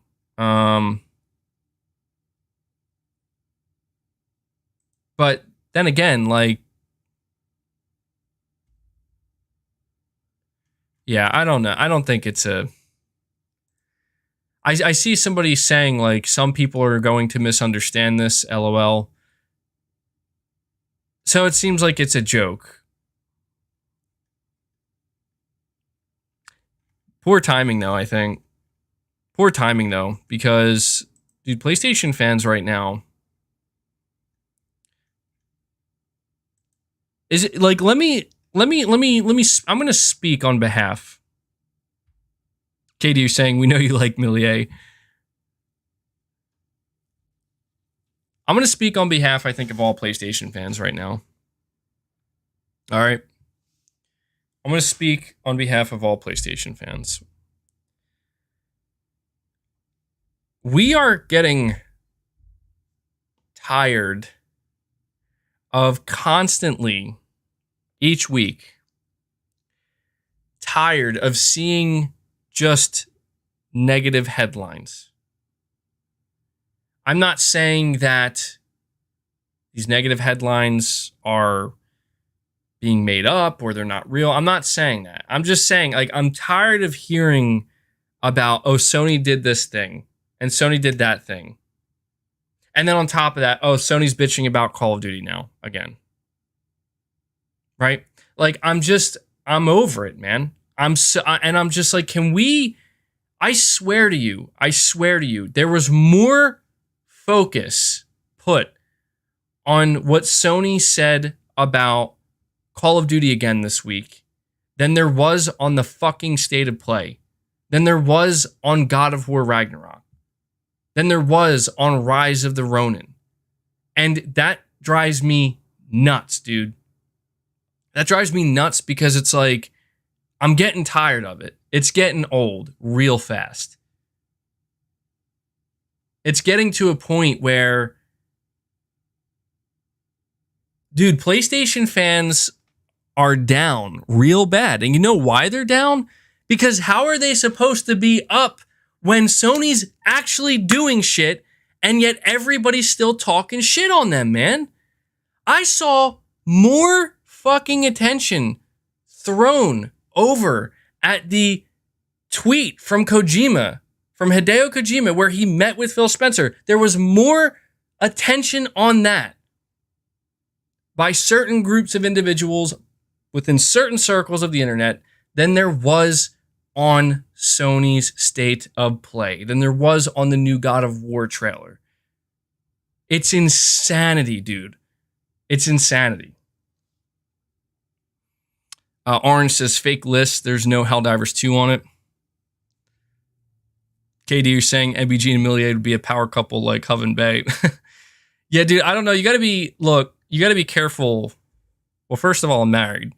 Second of all, you got to be very careful with, people on the internet, with pictures on the internet. Look, I'm just saying, man, you don't know. You don't know. But yeah, I'm married. I'm happily married, man. So, all right, let me see. Dude, KD, you just totally took me off of my my epic rant there, man. I was really going in hard.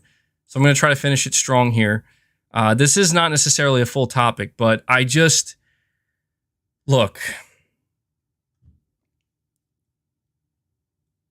want to get to a point with PlayStation again where every time, like throughout the week, over the course of a week, when I'm going to make videos, when I'm doing my podcast, it would just be nice to not have to see just so much bullshit out there so frequently. And I think that's why I'm really hopeful that Sony is going to do a showcase, and that's kind of what I wanted to talk about now. Well, we'll talk about two things. I'll talk about two things. KD, you're saying I didn't derail you. It was the thought of Millier. Sure, man. Sure. Whatever you want to believe, KD. Says the same dude who derailed me talking about bananas for 5 minutes. I mean, you got me talking about bananas, but you brought it up first. Anyway, Clammy True Colors says MBG, God of War in 2016 gameplay looked the same as the final game in 2018 graphically.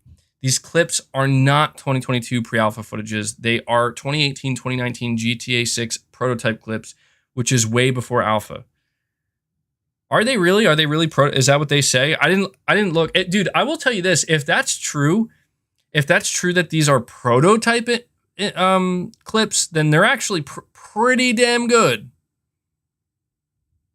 Pretty damn good.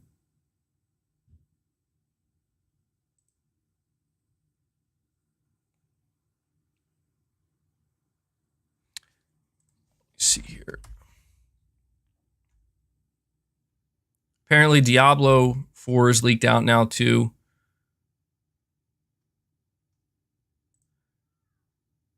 Um,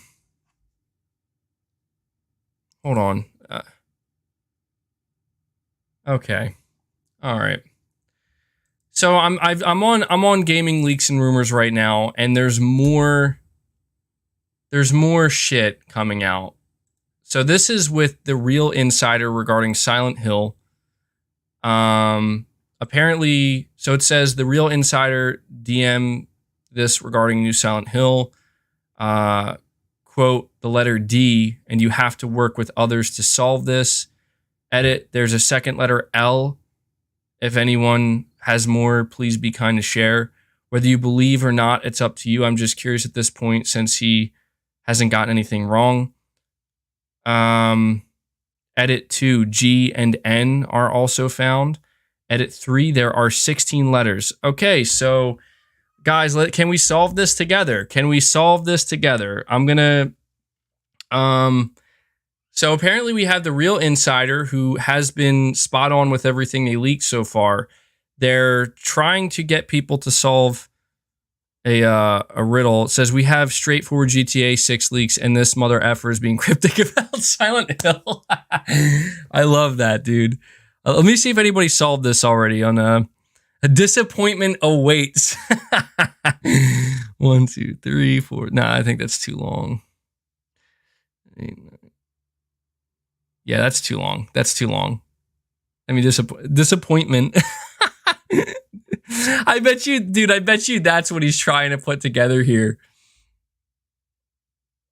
Well, no, apparently there's no L. Well, there's no L in disappointment. So what do you guys think? I don't know.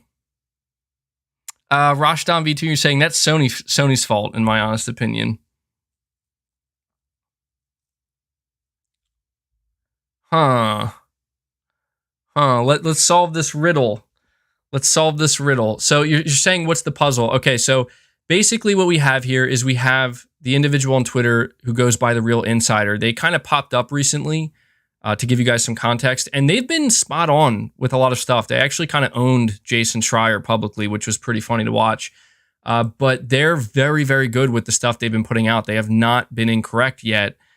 And he's been recently teasing Silent Hill.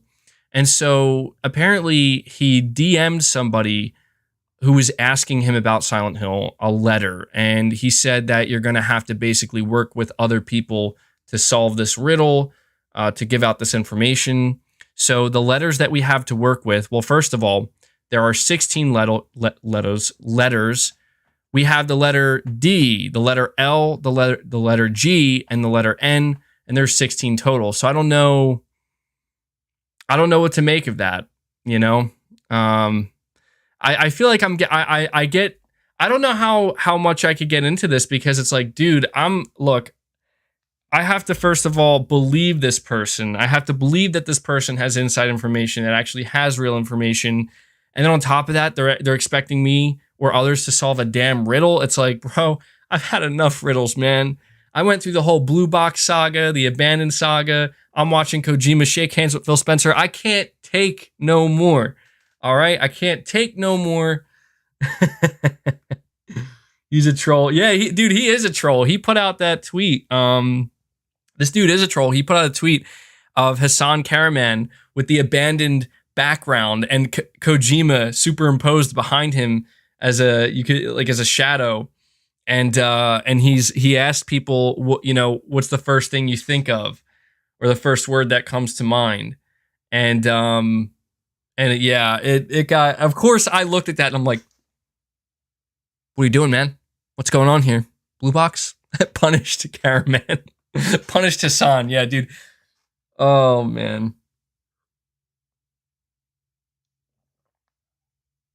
Yeah, well, I'm at a point. Look, guys, I'm at a point with Silent Hill and Hideo Kojima and whatever he's working on. I'm at a point where it's like, I'm just done. I'm done. Not in a negative way. Not in a negative way. All right? Like, I'm just done playing games, and I'm ready.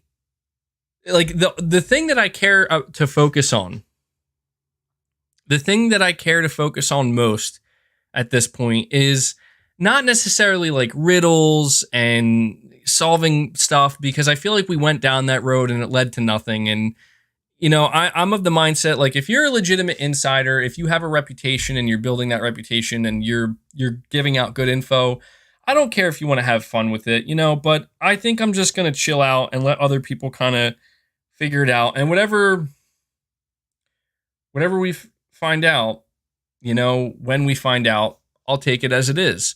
So that was kind of a big side quest we went on here, just because I went to go check the Gaming Leaks and Rumors subreddit, and I was just curious to see, if anything else had come out. But I want to talk about Sony's State of Play. I want to talk about the potential of a proper PlayStation showcase. Oh, there we go, baby.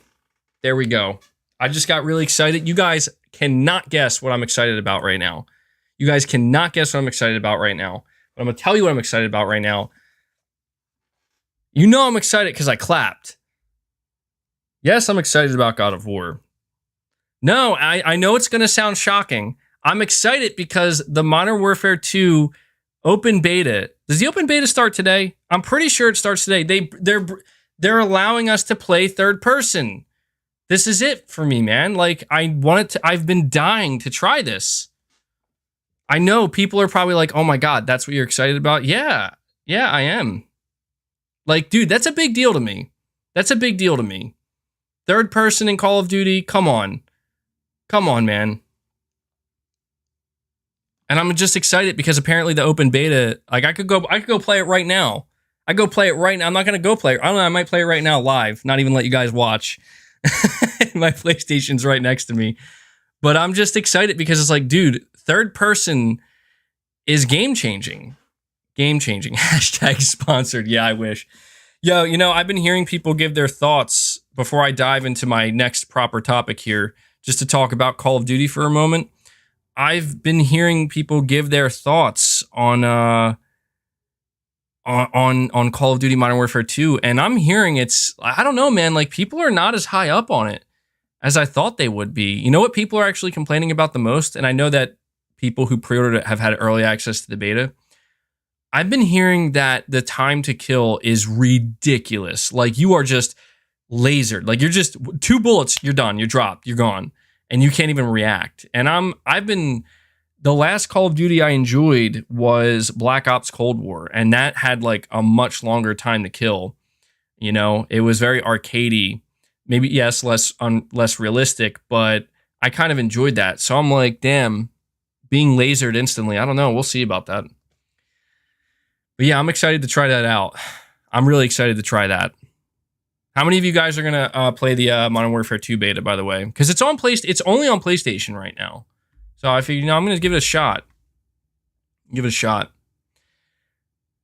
Katie, you're saying Modern Warfare 2 gonna shake the room. Impressions are very high. Okay, all right, yeah, dude, I really want to try the third person, man.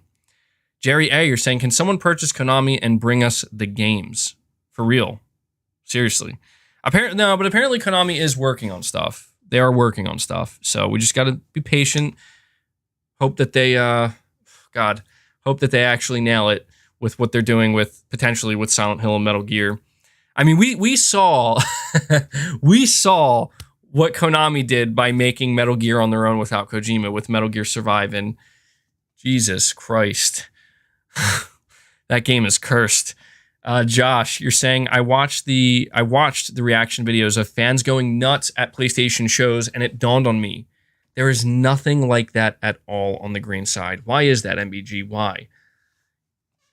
Well, man, I think it's simple. I do. I've tried to explain before. To people that the reason why people are so anxious, why PlayStation fans, or even just gamers in general, they're so antsy and eager to hear about when Sony's doing an event of any kind, and there's good reason for that.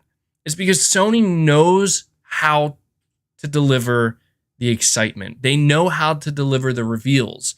They know how to get people in that state, like you just said, to get people kind of jumping out of their chairs or just like totally blown away and shocked. And even when I go into a PlayStation event And I'm somebody who covers this, like I'm on top of almost everything regarding PlayStation, right? Even for me, last year when I went into the showcase, I didn't think that there was anything they could do that would make me like scream out and just lose my mind temporarily.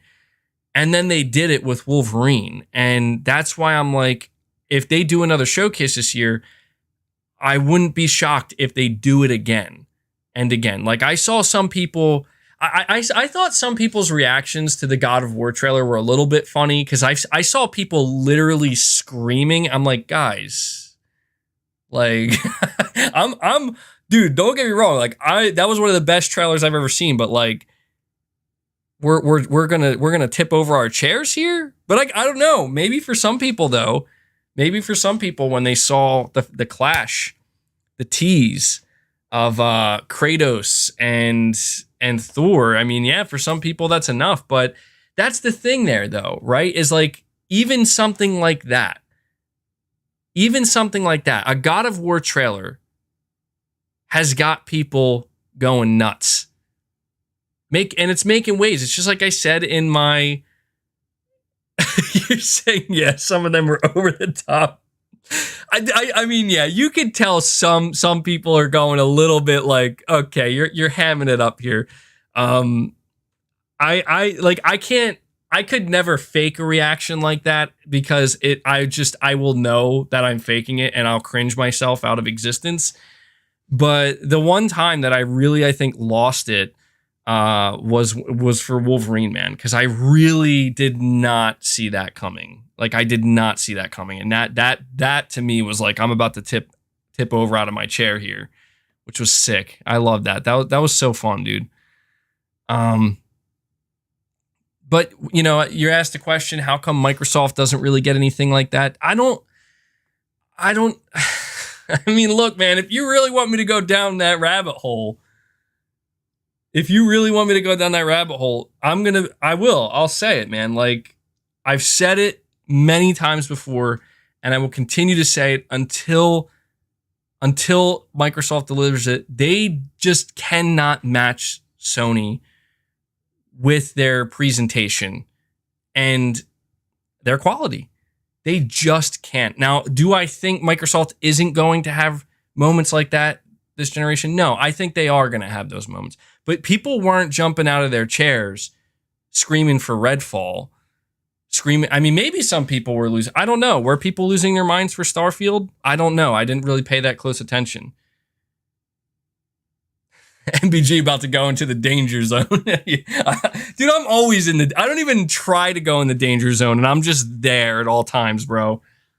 I'm just waking up, going about my business throughout the day, thinking everything's good, and I'm like, you know what? I'm in the danger zone. Hellblade 2, yeah, like, that's the thing, though. I mean, do you know why the hype just wasn't on the same level for the Hellblade 2 gameplay?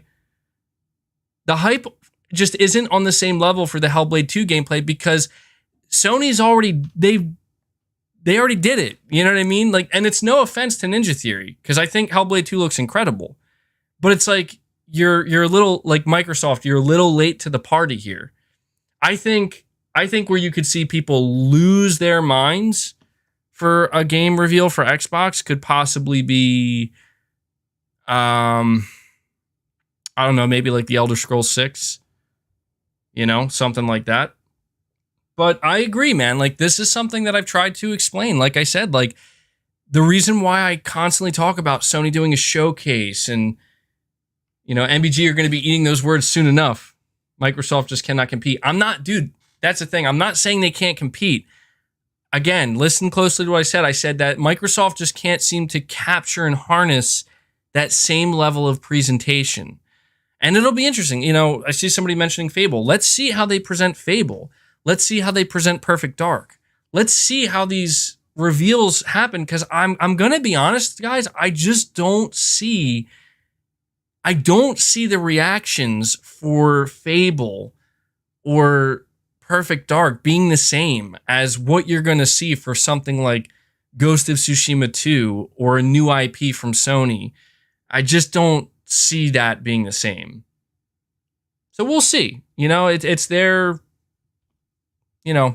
In my opinion, it's Sony's strength. This is what they do best. And this is where, not to be too harsh on Microsoft, but I'm just going to call a spade here. You can buy as many studios as you want. You can buy as many publishers as you want. Sony has something you cannot put a price on. That's something that they've earned throughout the years, through blood, sweat, and tears, through firsthand experience. I'm not saying Microsoft can't get there or that they're not on their way there. I think they are. So, like, for example, next year or the year after that, if Microsoft comes out and they have some massive announcements, it's like they did it. They've worked to get to this point. They've done a lot of spending to get to this point, but they're here. But you can't convince me that there isn't something Sony has that you just simply can't put a price on. And if you can put a price on it, if it's something that can just be purchased, well, then, how come I refer to the question that I got in the super chat by Josh, who says, how come we just don't see kind of the same type of reactions when Microsoft does their stuff?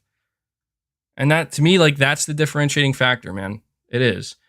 But, a lot of Xbox fans these days, they can't hear that. It's true. There are just a lot of Xbox fans who get a la. Like, I can't. No, everything Microsoft does now in 2022 is perfect. Sony sucks. Sony's the one that sucks. Jim Ryan sucks. Let's focus on that. It's like, okay, man, sure.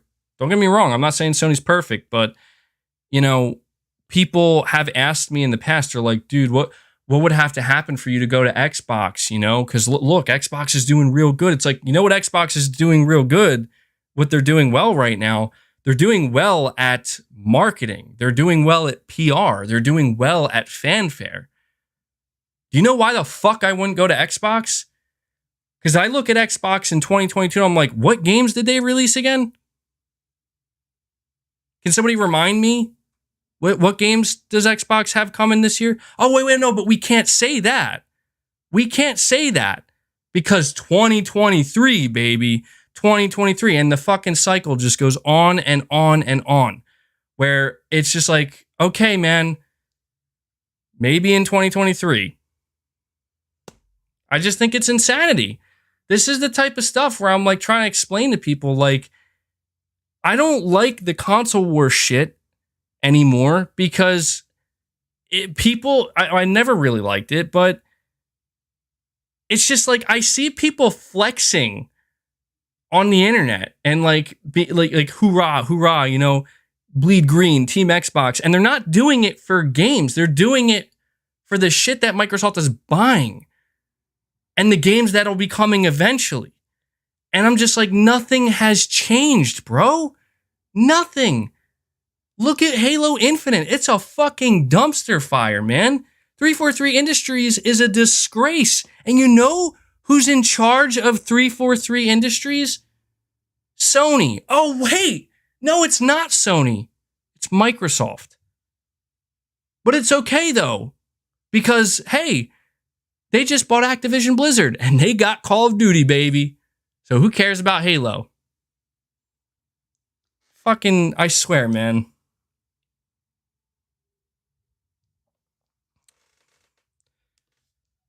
You're saying it was Bonnie Ross. Well, who was in charge of Bonnie Ross? Come on, man. You know where the buck stops. Not getting into the semantics here with people. Where it's like, well, Bonnie Ross, they were autonomous. It's like, no. At the end of the day, there's only one entity responsible for the state of Halo Infinite, and that's Microsoft. Period. End of discussion.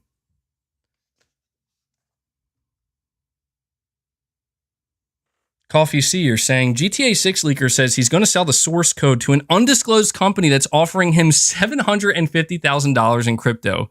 Getting really serious. This leaker, dude, if he's actually doing this, Jay, MVG, there's like 20 guys on Twitter that do this. Most Xbox fans give PlayStation their due.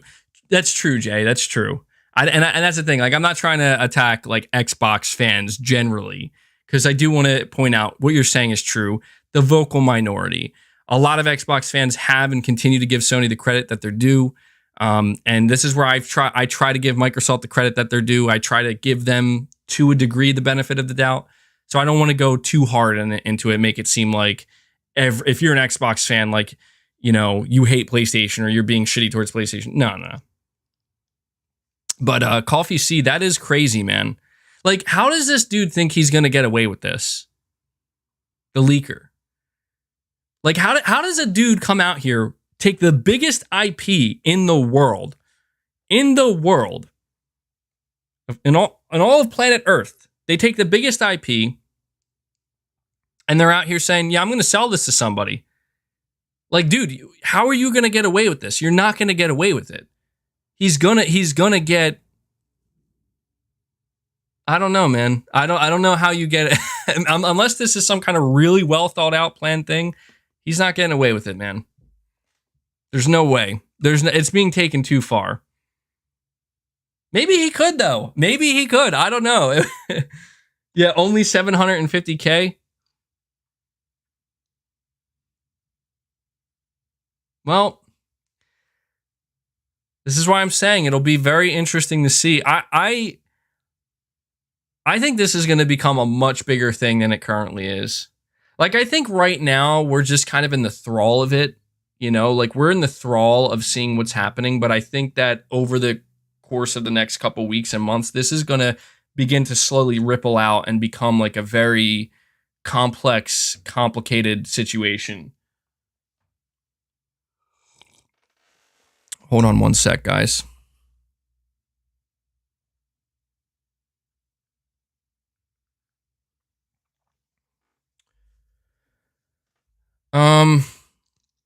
We'll see. We'll see what happens with GTA6 and these leaks. The Caped Crusader, you're saying the last COD I purchased was Black Ops 1 on PS3. Damn, dude, that is a long time ago. Black Ops 1 was amazing. I see somebody asking, is the leak real or fake? Oh, it's 100% real, dude. It's 100% real. By the way, guys, before we continue on, please hit that like button for me. We could easily crush 400 likes if everybody chips in. So hit that like button for me. And Whiskey Gaming, you're saying the beta is good, but the perks packages is the worst idea ever. I'm a hardcore player, so I feel like I get a ton of hit markers. Okay, yeah, I've heard about these perk packages in MW2 and how they are just not good. I've heard a lot of complaints about that, actually. KD, you're saying the new God of War trailer looks amazing, but it's still missing those super big and epic set pieces from the original, like the Dragon Boss in God of War 2018. Well, that's the thing, dude. I think they're still holding quite a bit back. I don't think they showed nearly everything. Surely not. I think they want to have some surprises, at least when it comes to major set piece moments like you're describing. I think they're going to have a couple surprises in there. Although some of the stuff they did show, some of the imagery was like, whoa. Like that scene with the wolves and chasing the eclipse or whatever. That was sick. Or was it chasing the sun?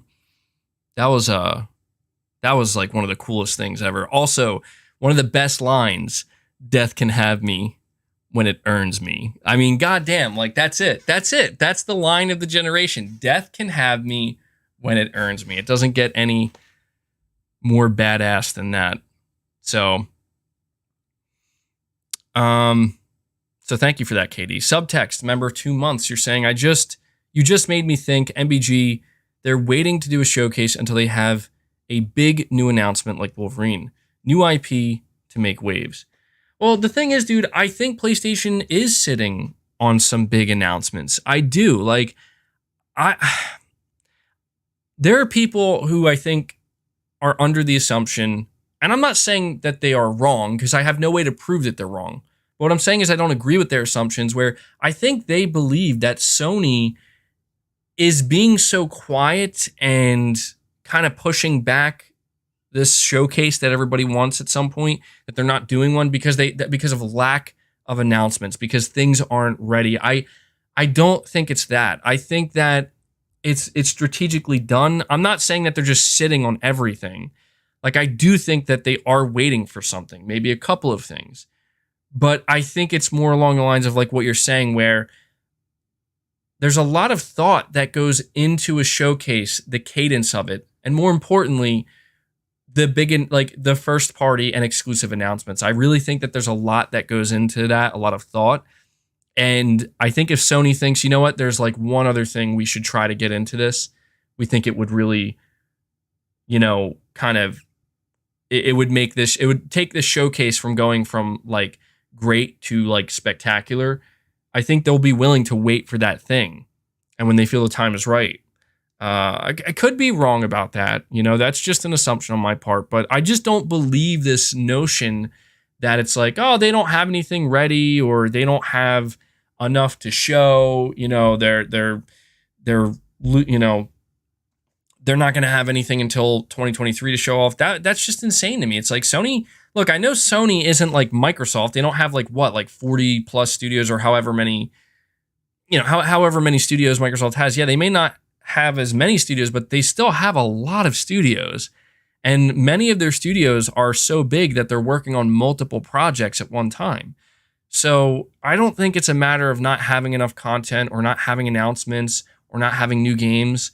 I just think it's truly a matter of timing. I think it's a matter of timing than anything else. Notion is the word of the week again. Yeah.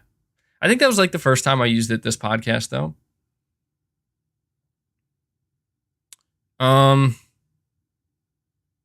Blue Streak 320, you're saying, did you know Sony is making a theme park in Thailand using their movie IPs like Ghostbusters, Jumanji, etc.? I had no idea, Blue Streak. That's very, I don't know how I feel about that. I feel like I feel very indifferent to that because I don't go to theme parks really ever. I don't go to theme parks. They're not my thing. So I didn't know that, but Thailand of all places, interesting. Thank you for that little piece of knowledge there. Zanarkhan Blitzer, you're saying, is the third-person mode in Call of Duty Modern Warfare true? If so, this is a big deal. The upcoming Resident Evil Village Gold Edition and expansion will come with a third-person mode. RE fans are excited, including me. Exactly. See, this is where it's at, man. If I have a choice between first person and third person, I always choose third person. And yes, it is true. Modern Warfare 2 is going to have a completely dedicated third-person selection of game modes to play. And yes, it is awesome that RE Village is getting a third-person mode. It makes it like a brand new game at that point. So, yeah, that's the only thing, though, in Modern Warfare 2. When you aim, it does transition to first-person aiming down sights. Now, I don't know if you can adjust that or fix that, but I saw some people were not too happy about that. But at this point, I'll take what I can get, man. I'll take what I can get. Antonio, you're saying, how do you think the Wolverine storyline will go? That's a good question, man. The way I could see it going is I think we're going to meet Logan when he's kind of he's not like with the X-Men or anything. He's just kind of doing his thing. And what I could see them doing is kind of doing flashbacks. Like we'll encounter things that we're not going to fully know the story behind or everything behind it. And I think as we progress further, they'll have like some flashbacks and you play through those flashbacks and things kind of get pieced together. Could be wrong about that, but I could see that happening. Yeah, I mean, that's the thing is like if you talk about the Wolverine origin story, I don't know that an origin story is necessary. I just think that maybe some context with some characters might be necessary. Because Wolverine is he's a very popular character, but I don't think Wolverine is like Spider-Man popular. You know what I mean? I feel like everybody and their mother knows about Spider-Man's origin and Spider-Man's villains and enemies and stuff like that. I feel like Wolverine, it's like I think a lot of people do know, but I just don't think it's as saturated out there. So I could see them still kind of, doing some origin stuff with Wolverine. I do. I think they're going to. I would be surprised if they didn't. That would be an interesting move if they decided to just completely ignore that. I don't think it would be bad. It would just be interesting. But getting back to, you're saying MBG, it won't let me super chat. Sorry. It's sorry, man. It's not your fault. I think super chat is actually unavailable in some regions still, which is unfortunate.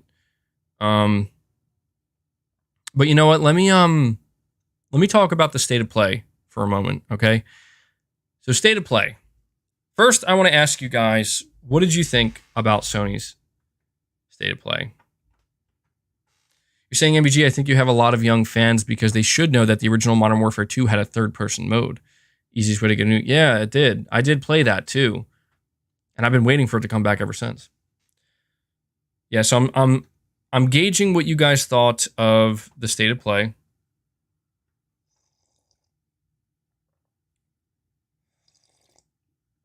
I'm seeing a lot of positive feedback here. A lot of 8 out of 10s, 9 out of 10s, 7 out of 10s.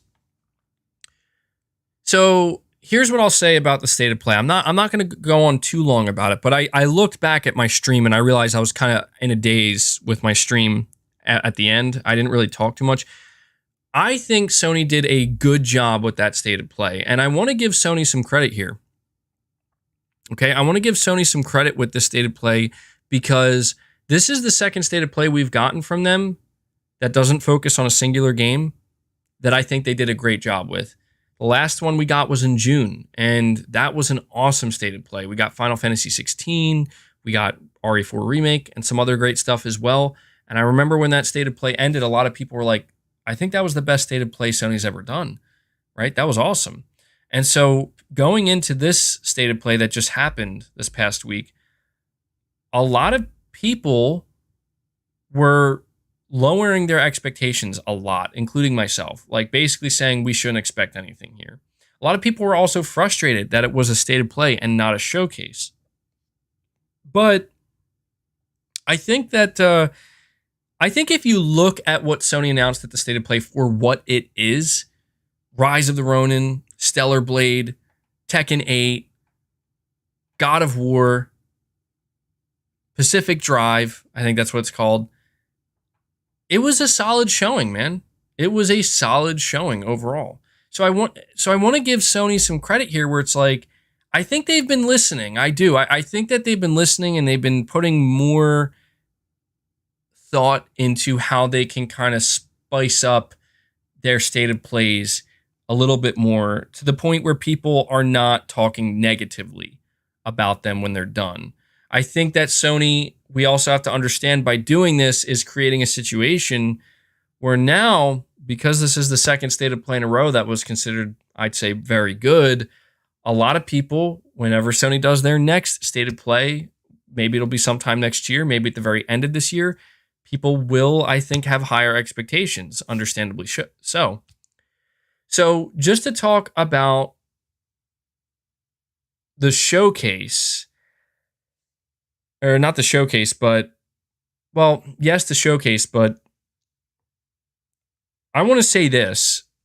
I've seen people say that God of War saved this state of play, and I do have to agree with that. For as awesome as I thought Rise of the Ronin was and some of those announcements, I think that if this state of play didn't have that God of War trailer, I think unfortunately there would have been some negative talk about it.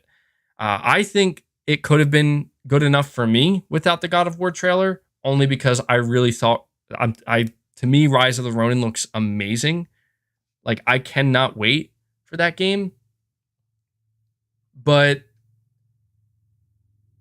I can understand why people are saying that God of War saved that state of play. But that's the thing. That's the thing, though. God of War didn't just save that state of play. God of War once again proved that people don't know what they're talking about. They just never know what they're talking about. People come out here and they shit on Sony. They shit on God of War. They shit all over the place. They shit on Santa Monica. They bitch and they moan and they complain. And granted, some of us do get impatient, and that's fine. And we're like wondering, when are you going to show this game? I've talked about it myself. I've said, look, Sony, when are you going to start marketing this game? But that's the thing, is like Sony does it again, where it's like they're probably laughing because they're like, wait until they see what we're going to show them. This trailer is going to it's shock and awe, man. It's shock and awe. And at this point, I'm seeing a lot of people saying that, you know what? I don't need to see any more God of War. That was it. I don't need to see any more. And I totally agree with that. But I do think that we are going to get a state of play for it. We might not. That would be different that would be a first for Sony in quite some time. If we didn't get a dedicated state of play for God of War, that would be different. We just don't normally see Sony forego state of plays like that for their big. You're saying not true, MG. People were reacting to what was out there at that point. I really thought it looked exactly like an expansion. Well, that's the thing, is like, this is where I feel like there are two types of people when it comes to Sony. All right. There are two types of people when it comes to Sony. Just like with anything else. You have the type of person who is not going to give them any, not credit, but not give them the benefit of the doubt. They're going to assume the worst. They're going to assume that God of War is just a rehash, and it's not really going to be anything of consequence. It's just going to feel samey, and it's not going to be that exciting. It's just not going to live up. And then you're going to have people, and those people are going to say the reason being is because, look, we didn't see too much of it yet. Sony's being very quiet with it, so on and so forth. And then you're going to have people like myself and others who are going to come out, and they're going to, kind of, I don't want to say defend Sony, because I don't think Sony needs defending, but basically try to push back against it. I'd be like, have some faith here. Like, have a little bit of faith that they know what they're doing, that when we see this game, it's going to silence the haters and the doubters. It's going to silence them in a big way. And I think that's exactly what happened, dude. Like, that trailer is as good as it gets, in my opinion. I feel like even if you're somebody who isn't excited for God of War because you don't like God of War, I still feel like you can walk away from that trailer being like, well, damn, that trailer was impressive, right? And I just think that it's nice. It's nice to see God of War making waves. And I will say, though, this is where my frustration comes in a little bit, because it's like, that trailer was awesome. God of War Ragnarok is clearly going to be awesome. God of War Ragnarok is going to be one of the biggest games that come out this year, if not the biggest. Well, I don't know if it'll be bigger than Elden Ring necessarily, but certainly up there. Top 3 biggest games of the year, right? And yet, as I said, it just feels like that's not what dominated the conversation this week. That's not what people chose to focus on, or at least that's not what some people chose to focus on, or not everybody. And it leads to some frustration for me, because it's like, it's become clear at this point that for some people out there, and maybe for more than you would think, it doesn't matter what Sony does, like, unless Sony is coming out here and constantly, like, lowering prices, constantly delivering the biggest AAA games of all time, and like, there's just people out there who will not give them any leeway whatsoever. And that frustrates me a little bit, because where I'm like, what I'm seeing right now is, when I look at a game like God of War, right? God of War Ragnarok. We got Horizon Forbidden West this year. Now, I understand that Horizon Forbidden West, for some people, didn't hit the mark for them. But objectively speaking, I think we can look at Horizon Forbidden West and say that is a very high quality game. That's a big game. Like, that's a triple A game, man. Like, as big as it gets. I feel like we can look at God of War and we can say the same thing. And it just drives me a little bit nuts at this point, where we are still seeing people complain about the pricing, about the way Sony handles their marketing, about how, Sony is anti-consumer, or they need to stop complaining about Call of Duty. And I'm like, you know what? I'm just getting to a point where it's becoming clear that it's not worth listening to most people, because all they're going to do is they're going to be like, oh yeah, God of War, yeah, that looks good, but let me tell you why Sony is the worst right now. And do you know why? You're saying maybe because Call of Duty is bigger than God of War. But that's the thing, though, is it's like, we are at a point, people. We are at a point where the conversation is beginning to drift into, let me explain to you why Sony shouldn't try to keep Call of Duty on their platform. And I'm just like, we're hearing this. Like, this is what people are coming out and saying after Sony had a state of play and showed us God of War finally. You see what I'm saying? You see how it's like, for 2 weeks, for 3 weeks, for a month, for 2 months, it's let's bitch and bitch and bitch about how there's no God of War. What's Sony doing with God of War? This is DLC. What are they doing? And then as soon as we get God of War, well, you know, Sony's also doing this thing, and I have a problem with that too. And it's like, these people want perfection. And that drives me nuts, because the more people expect that, this isn't about being a company's friend. You know what I mean? Like, I'm not saying, guys, we should be friends with Sony and we should always pat them on the back and say they're doing a good job. It's not about that, but it's about being fair. It's about being fair and seeing things somewhat objectively, right? Where it's like, you know what? Sony did a state of play. Sony had some great announcements at the state of play. Sony showed off God of War and it looked really good. Sony also came out and gave their opinion to the CMA about why Microsoft shouldn't own Call of Duty. And it's like, Sony, bad Sony. No, you don't do that, Sony. Shut up, Jim Ryan. It's like, how the fuck do people not expect Sony to operate like a business, to do what a business should do, to do what they need to do? This is what pisses me off these days, because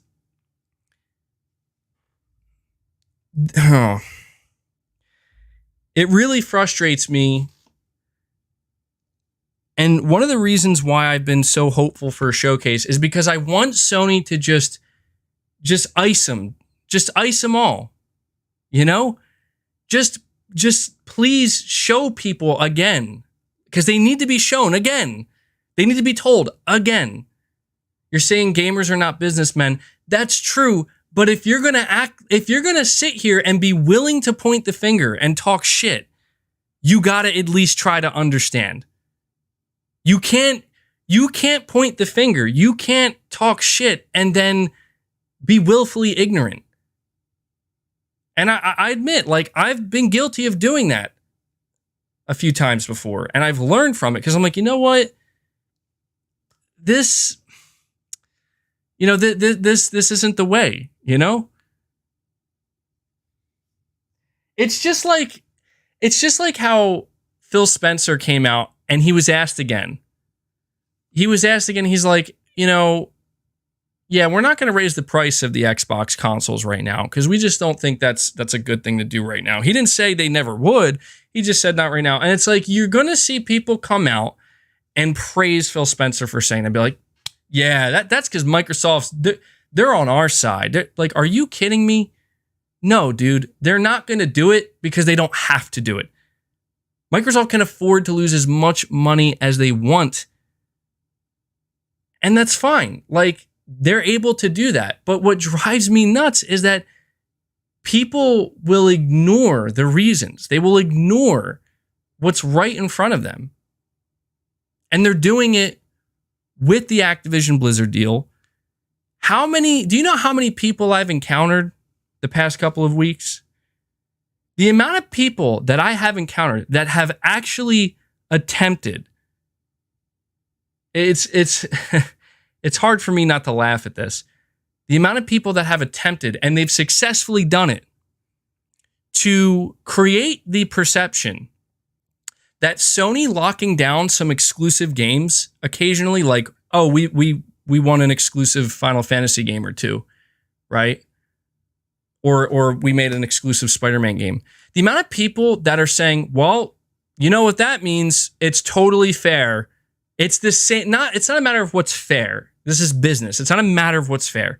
But that they're saying that this is on the same level as Phil Spencer buying two publishers. Two publishers. And I'm just like, you can't be real right now. You just can't be real. Like, you can't actually sit here and honestly think that these two things are comparable. It drives me nuts because it's like we are reaching a point. We are reaching a point where people don't care what makes sense. People don't care about understanding the difference. You know, people don't care about understanding the difference between, okay, well, we locked down a couple of exclusive games over the course of a generation versus we're going to buy two publishers, one of which we're making completely exclusive and the other, well, we'll have to see what happens. You know, it's frustrating to me that people, I'm not saying that you should defend Sony and say that, well, Sony getting exclusive games is okay and Microsoft getting exclusive games isn't okay. That's not what I'm saying. What I'm saying is, if you're going to look at Sony and say, dude, why are you locking down all these exclusives, man? That's not cool. You know, like, you shouldn't be doing that. I don't think it's a good look to be against that and then basically praise the competition when they do that exact same thing on a whole nother scale, on a whole nother level that's beyond anything Sony's ever done. That's all I'm trying to point out here, you know? And that's why I've always said that exclusives, and you guys can look back and hear what I said. I've said it many times. Exclusives are the nature of the beast. They will always be here. They will never go away. And I think what we are seeing is exactly that. But, you know, I tried to explain to people that you're saying MBG has been asking for competition. Well, that's the thing here, though, man. Like, there's a difference between me looking at Sony, locking down some exclusive games occasionally, locking down some exclusive marketing rights, some exclusives here, exclusives there. Okay, there's a difference between that and then, you know, me saying, Microsoft, maybe you should try to do that yourself. I never thought Microsoft would be like, you know what, we will do that, and then buy a whole publisher. No, two publishers. You know, it's crazy to me. It's I'm not saying that Sony didn't provoke the beast. I'm not saying they didn't provoke the beast. Of course Sony provoked the beast. And I think Sony knows that. I think that's what everybody's acknowledging here. Is Sony, you know, Sony, you can't complain and cry about exclusivity when you are about exclusivity. But I think people fail to understand that that's not what Sony's crying and complaining about. Sony isn't just like, have you ever heard Sony complain to Nintendo or to Microsoft or to any other platform holder that secured a third-party exclusive? Has that ever happened? No, that's never happened. Why is that? Because Sony plays the game. They know the rules of the game. They've been in the game for a long time. They understand how it works. So surely there has to be a reason why they're now complaining when it comes to Activision and Call of Duty. It's because it's on a different level. It's just not comparable to anything else out there. And I don't understand why people don't get that. All right, let me see here. I have a couple super chats to get to.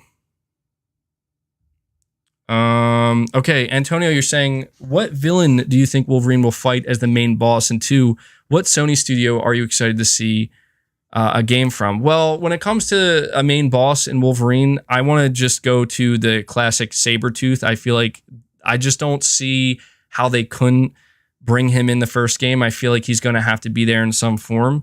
And what studio am I most excited to see a game from? Honestly, I want to see any studio under Sony that's doing a new IP. I'm really excited for Ben Studios' new IP, but I'm also very excited to see Ghost of Tsushima 2 from Sucker Punch.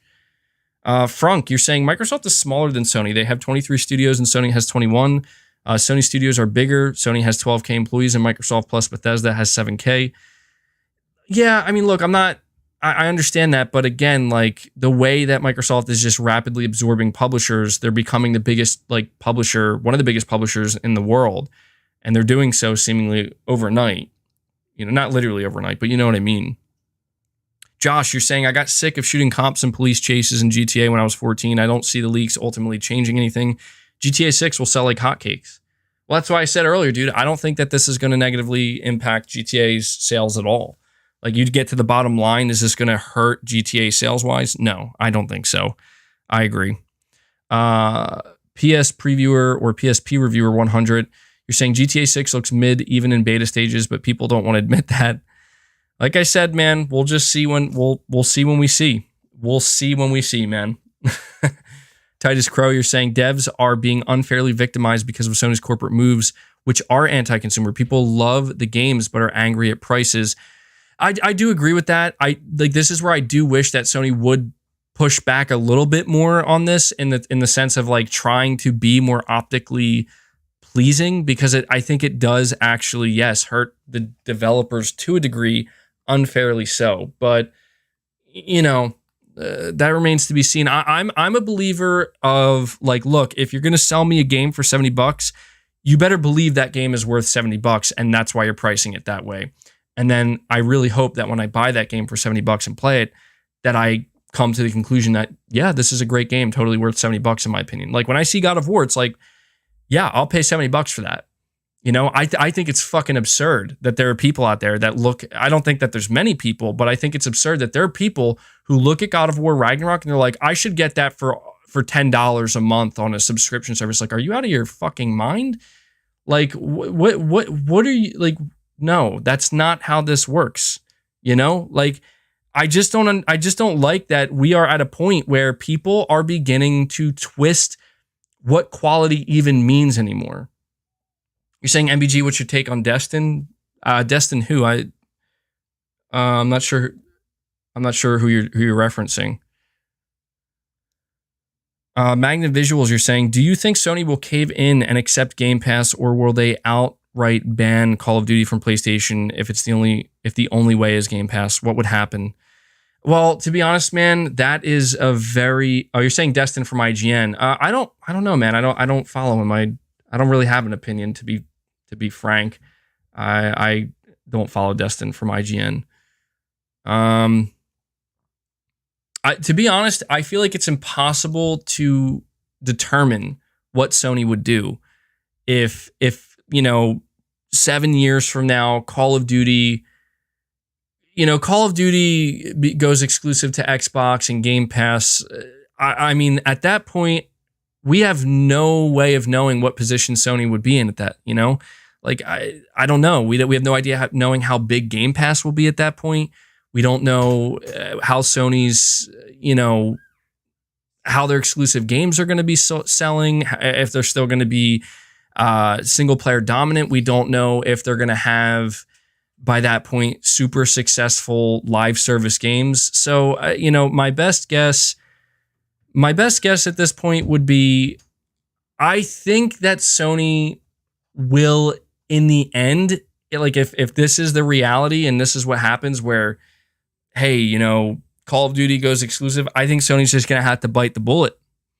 I do. I think Sony will have no choice but to bite the bullet. And by that, I mean, I think they're going to have to learn to live without Call of Duty. That's what I think. And again, it depends on what position they're in. Like, I think if Sony's in a much weaker position than they are now, then they might have no choice. But I don't think Sony will ever allow Game Pass on the PlayStation, because something that somebody mentioned, and it's very true, is Sony, the only way Sony could ever allow Game Pass on PlayStation is they would have to strike a very specific deal with Microsoft, where Sony would have to say, look, we get a cut of everything. We get a cut of this, we get a cut of that. It's too complicated, man. Like Sony's business model, it just doesn't mix with what Game Pass brings to the table. Game Pass is the literal opposite of Sony's business model. And Sony, people might say, well, how come Sony seems to be trying to make their own Game Pass competitor with PlayStation Plus Extra and Premium, because they have to. They have to. Sony would have never done that, but the reason why they're doing it now is because they might, like, if Game Pass begins to take over in the next 10 years as the dominant business model and people stop buying full price video games for one reason or another, then Sony will have no choice but to pivot and then say, well, now we have to take on this business model. We have no choice. And to that I say, fuck that. Fuck that entirely. Like, if that ever happens, I'm not going to be dramatic and say I'll quit gaming. I'm not saying I'll quit gaming, but I won't be probably nearly as passionate of a gamer as I am now, because we do not know the fucking ceiling. We have no idea right now what happens in the long term with subscription services. We don't even know with movies and TV the long-term implications. We're still in the process of witnessing that. I don't even want to sit here and begin to think what could go wrong with that type of model in gaming, if that's the dominant model. Again, I don't mind it as a business model in it of itself. Options are good. Give people an option. But I don't know, man. I know people are all about getting a good deal and saving money. Don't get me wrong. I'm about that too, man. It's not like, I'm not a rich person. I don't, I understand the value of a dollar. I don't know, man. To me, video games are something I'm passionate about. They're something I care very much about. And a big part of that is the quality. The quality of video games, and how it's not just, people say all the time, they're like, dude, you think Microsoft can't make quality video games? I'm not saying that. I think Microsoft absolutely can afford to make high quality video games. But that's just it. Microsoft can afford to do literally anything for as long as they need to. I will never support what Microsoft is doing in gaming, because I came across this guy, and I forget his name, but I saw his clip on Twitter, and he was basically saying that Microsoft is the Amazon of gaming, where they can outlast anybody. They can outlast Sony, they can outlast Nintendo, to eventually make their business model the dominant business model. MBG is shaking. That's actually probably not me shaking. I'm probably shaking my camera by shaking my desk.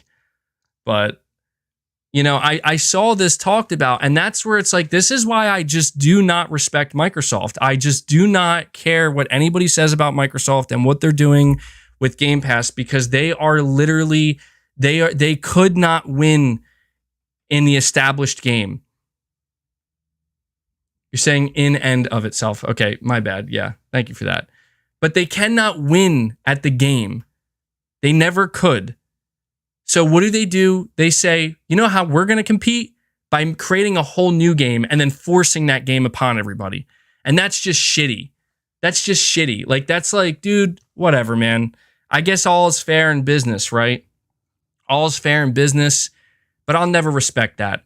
And I'll never respect Microsoft, because they're coming out here, they're trying to tell people like, hey, we got Game Pass, we'll give you the best deals. Meanwhile, Sony's out here putting out some of the highest quality fucking video games and getting shit on because they have to scale with the rising cost of their game development, and they're the ones getting shit on. Meanwhile, Xbox has a whole fucking year of 0 games and a promise of tomorrow and a $10 subscription service, and everybody's like, that's the future, baby, let's go. And I'm like, you know what? If that's the future, then I'm out, bro. I'm out, because that shit sucks. Like, I'm just not. Yeah, I say I sound like a boomer, the industry is changing. Then I sound like a boomer, man. I don't care. Like, I'll die on this hill.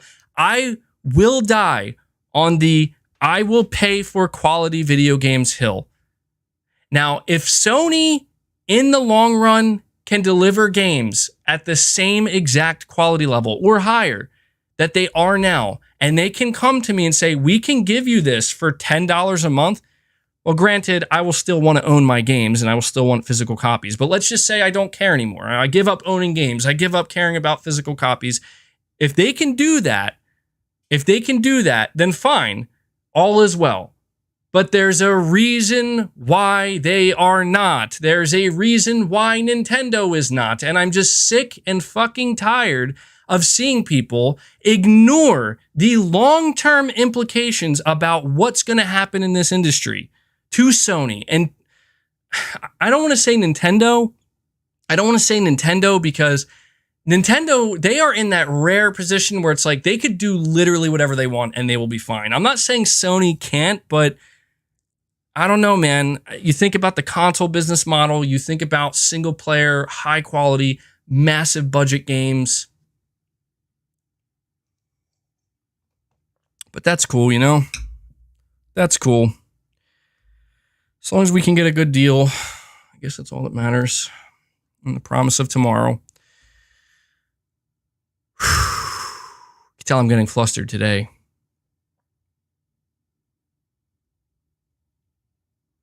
Take a smoke now, MBG. Yeah, dude, I gotta go blow off some steam, bro. I just get passionate about it because you can see it changing.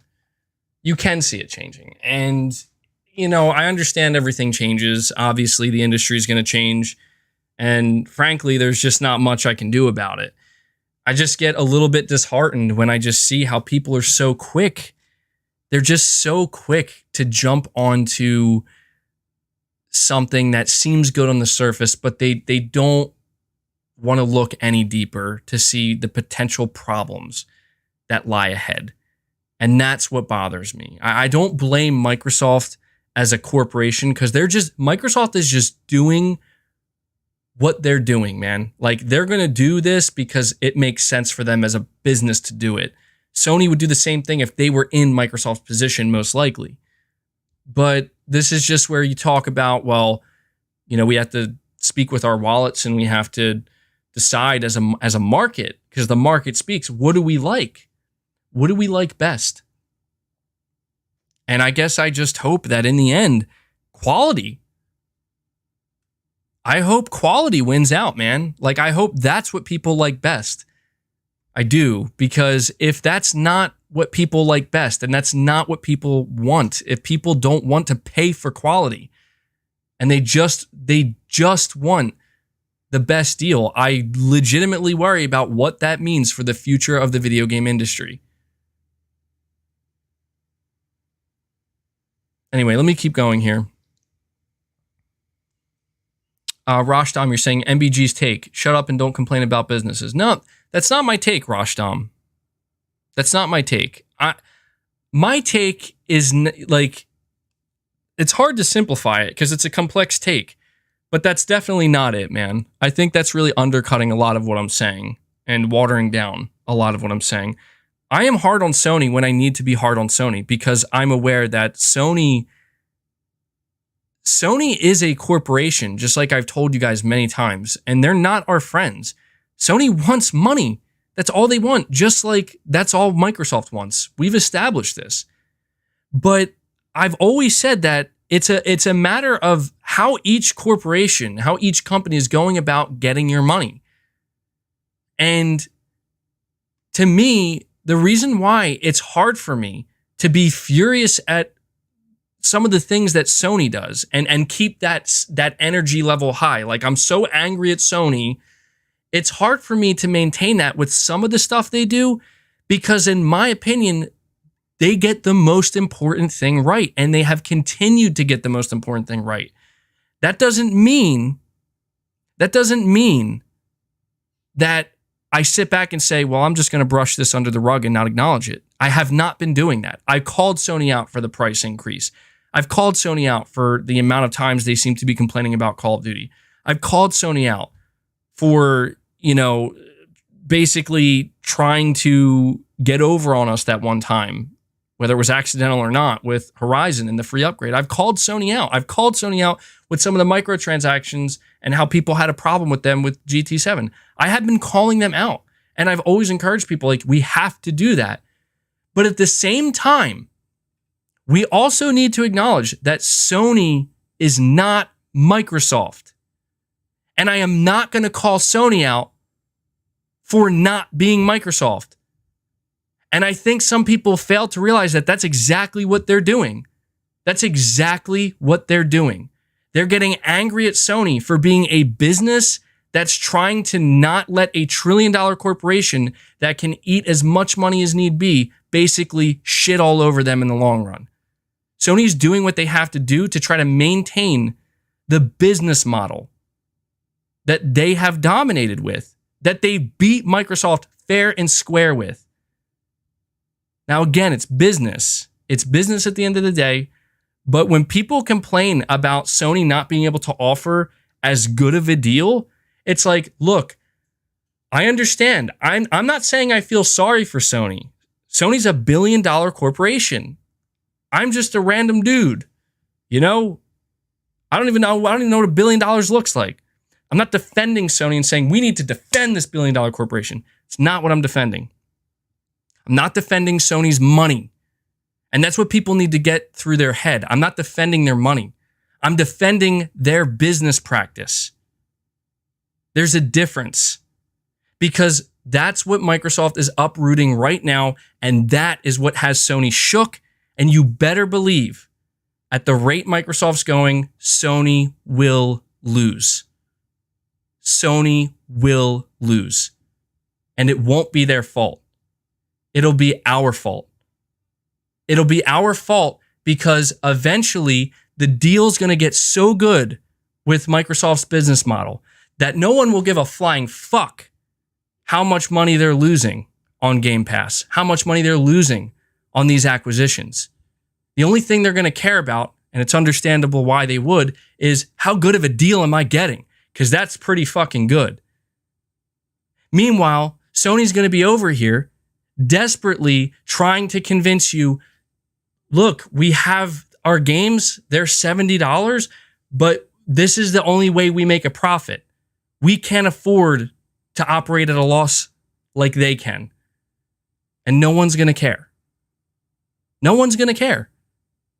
Because all people are going to say is, well, Sony, I hear you.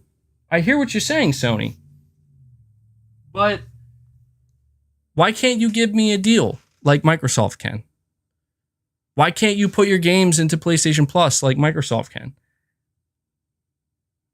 And so that's Sony. The only way Sony, I don't even think they can win against that, but the only way they stand a chance, in my opinion, the only way Sony stands a chance against Microsoft is by not budging, not bending, and doing what they need to do. They may lose in the end, at least market dominance. They may separate from Microsoft and Microsoft may no longer be their competition. But the last thing I want to see Sony do is chase Microsoft because they will lose. They will lose against Microsoft, not because they can't produce the best games, not because, they won't produce a good console, not because they won't have diversity, not because they don't have talent, but because they can't afford to lose money in the way that Microsoft can. So, this is where we are at with the industry. This is not about. You see, I'm going to tell you something. All right, I'm going to tell you the way I see this. People, I think, are under the belief, and they could be right, but I think people are under the belief that the reason why Jim Ryan and Sony keep complaining about Call of Duty is because they are actually afraid to lose Call of Duty. Here's how I see it.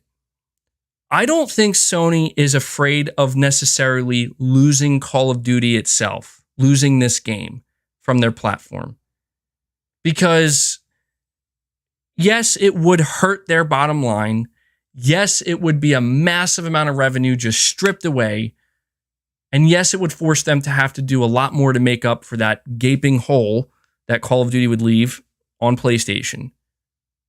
But I think what Jim Ryan and what Sony are really trying to do right now is they are trying to, in any way they can, make this a painful process for Microsoft to just do anything they can to throw a wrench, even if it's just temporarily causing a roadblock with this acquisition of Activision Blizzard, because they know that once this goes through, things change.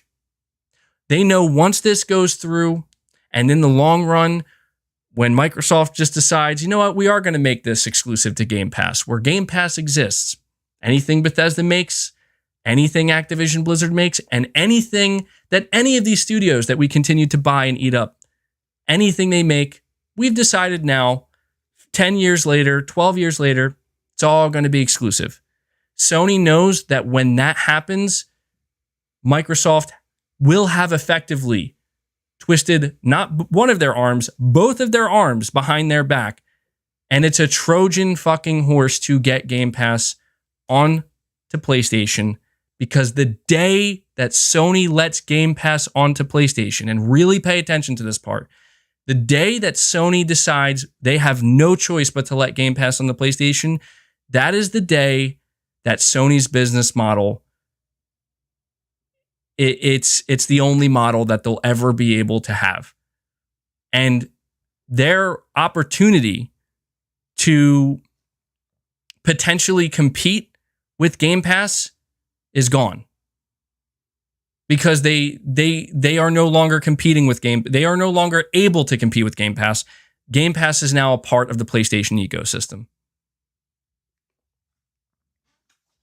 And so I guess the only question I really have, the biggest unknown for me, which I grapple with this because I don't fully understand it. It's very complex.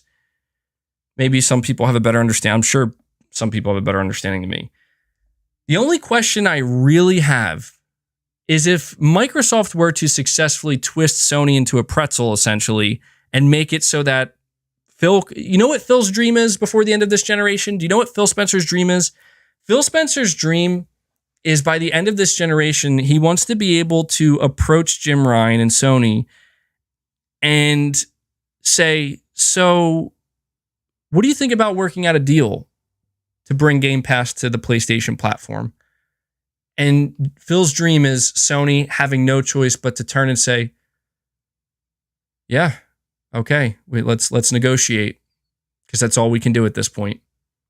That is what Phil wants, and that is what I fear he's going to get at some point. Now, here's the thing though, I don't know how much I should fear this, because the only question I have, you're saying again, Game Pass on PlayStation, just stop MBG, it's getting silly. Dude, listen to me. It doesn't matter how silly you think it sounds. Do you really think that's not what Microsoft is trying to ultimately achieve? Do you really think that's not what they're going for? Do you think that when Phil says our dream is to have Game Pass on every device, you think they're not talking about PlayStation consoles? You think they're not talking about the Nintendo Switch? Somebody says, what reason would there be for an Xbox then? What reason is there for an Xbox now? Do you guys not realize that technically there's no reason now? People who buy Xboxes right now do so because they want a fucking Xbox. This is what I'm saying, dude. People don't see the bigger picture.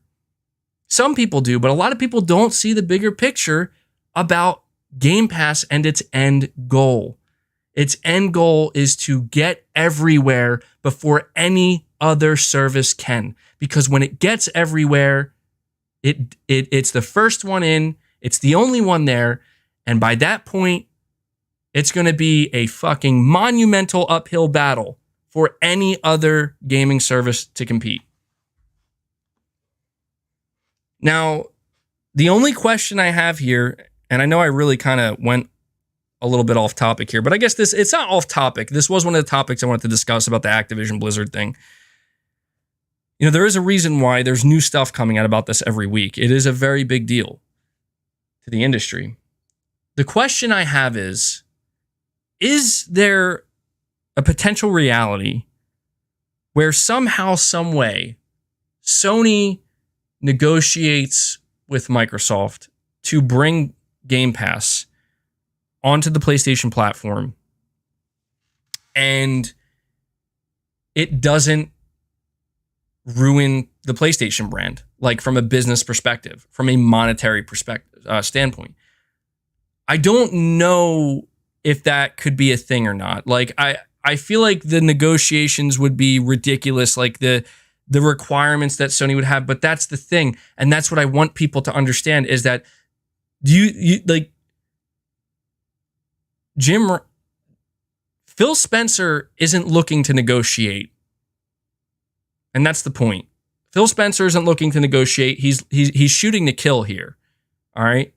And he's got his sights aimed on PlayStation. Phil Spencer's got his sights aimed everywhere, on every device. And Phil is really trying to get to a point, Phil Spencer and Microsoft, they are trying to get to a point with Game Pass where it cannot be denied. And to deny Game Pass is to die. Or if not die, be lesser, like much lesser. And I this is what I fear in the end. It's not, again, it's like a part of me wants Sony to just do what they do like Nintendo does.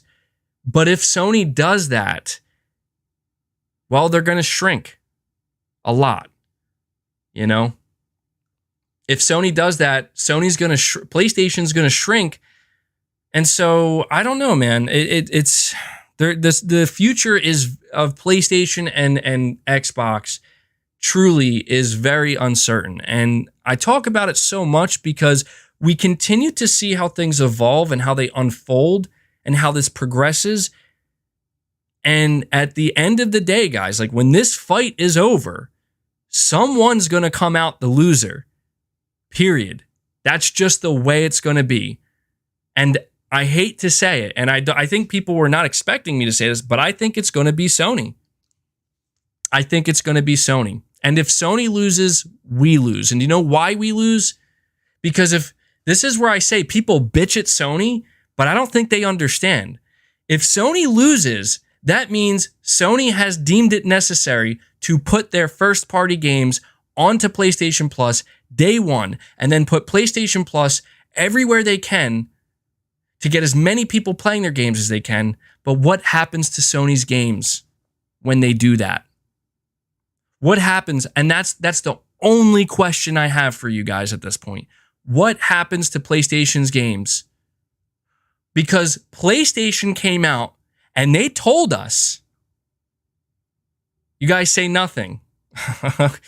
I hope you're right. I hope Sony was lying. You see, people wanted to tell me, and maybe they're right.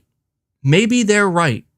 But I have a hard time believing them because I'm thinking, I know executives lie. I know corporations lie, but I also know that armchair analysts like myself and many others don't have the full picture.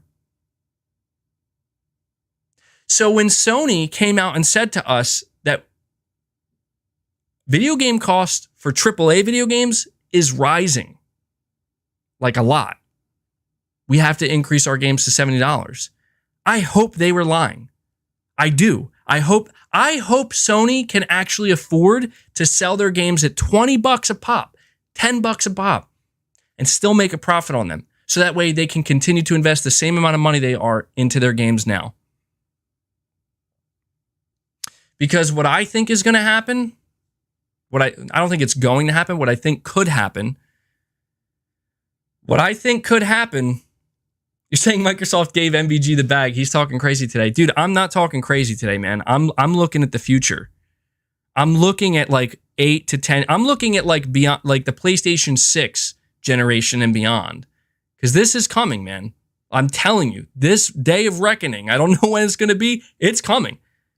And you better believe there is a reason why Sony is out here and they've deemed it necessary to look like little bitches crying about Call of Duty. You think Sony wants to look like that right now? You think Jim Ryan is excited to put out these statements on gamesindustry.biz? Hell no, dude. It's a marketing nightmare for them. They look terrible, but it's necessary. It is. And,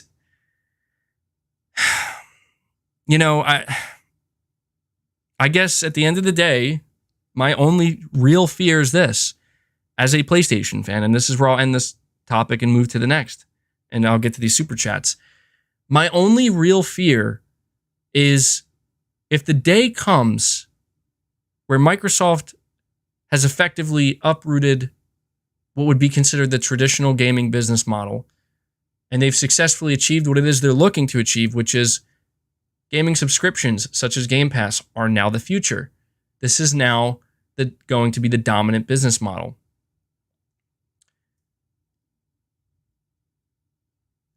Sony is going to have to make a choice, and that choice is going to be simple. Sony's either going to say, well, we tried to avoid this. We tried to stick to our guns and what we've always done and stick to the traditional model. But because of how successful Game Pass is and how dominant it's becoming, we now have no choice but to allow PlayStation Plus to also be, to try to make PlayStation Plus a competitor to that. And if they do that, if that day comes, because Sony already has that foundation set up with PlayStation Plus Extra, okay? And I think that's what we really need to pay attention to is the foundation is there. Sony's already putting some of their games into PlayStation Plus Extra just a year later. We're very close, believe it or not. And I don't think people fully understand. We're very close. But if it gets to a point where Sony feels like they have no choice but to match Microsoft with day and date, well, we're going to find out if Sony was bluffing or not. If Sony was bluffing, that means they technically can afford to make their games, as high quality as they are now and charge a lot less for them and still make a profit. Just not as much profit. Or they're not going to be able to make a profit, at least not with their current video game budgets. The next God of War, its budget's going to have to be dropped dramatically. But then you might be asking yourself, well, how come Microsoft doesn't have to drop the budgets of their games? Because they don't care about profit. This isn't about profit for Microsoft. This is about dominance. When you dominate, eventually, you'll become profitable.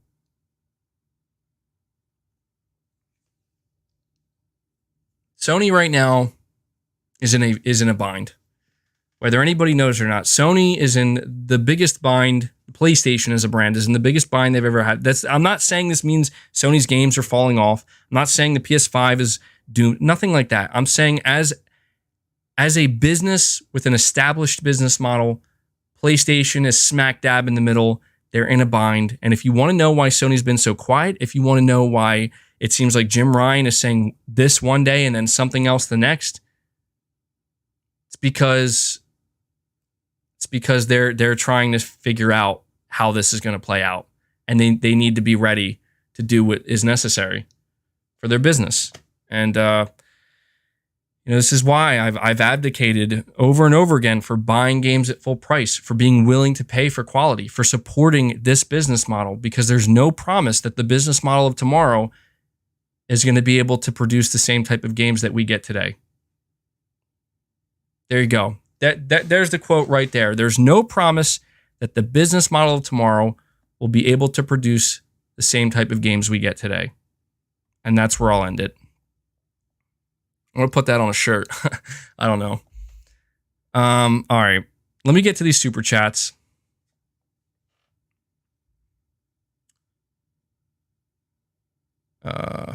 Okay. Broccoli Rob, you're saying multiple games should remain multiplat. Well, that's the thing, man. If what Microsoft is doing, if what they plan to do is true, they will make a bunch of their games multiplat. But I think what people fail to understand is that they can say that now.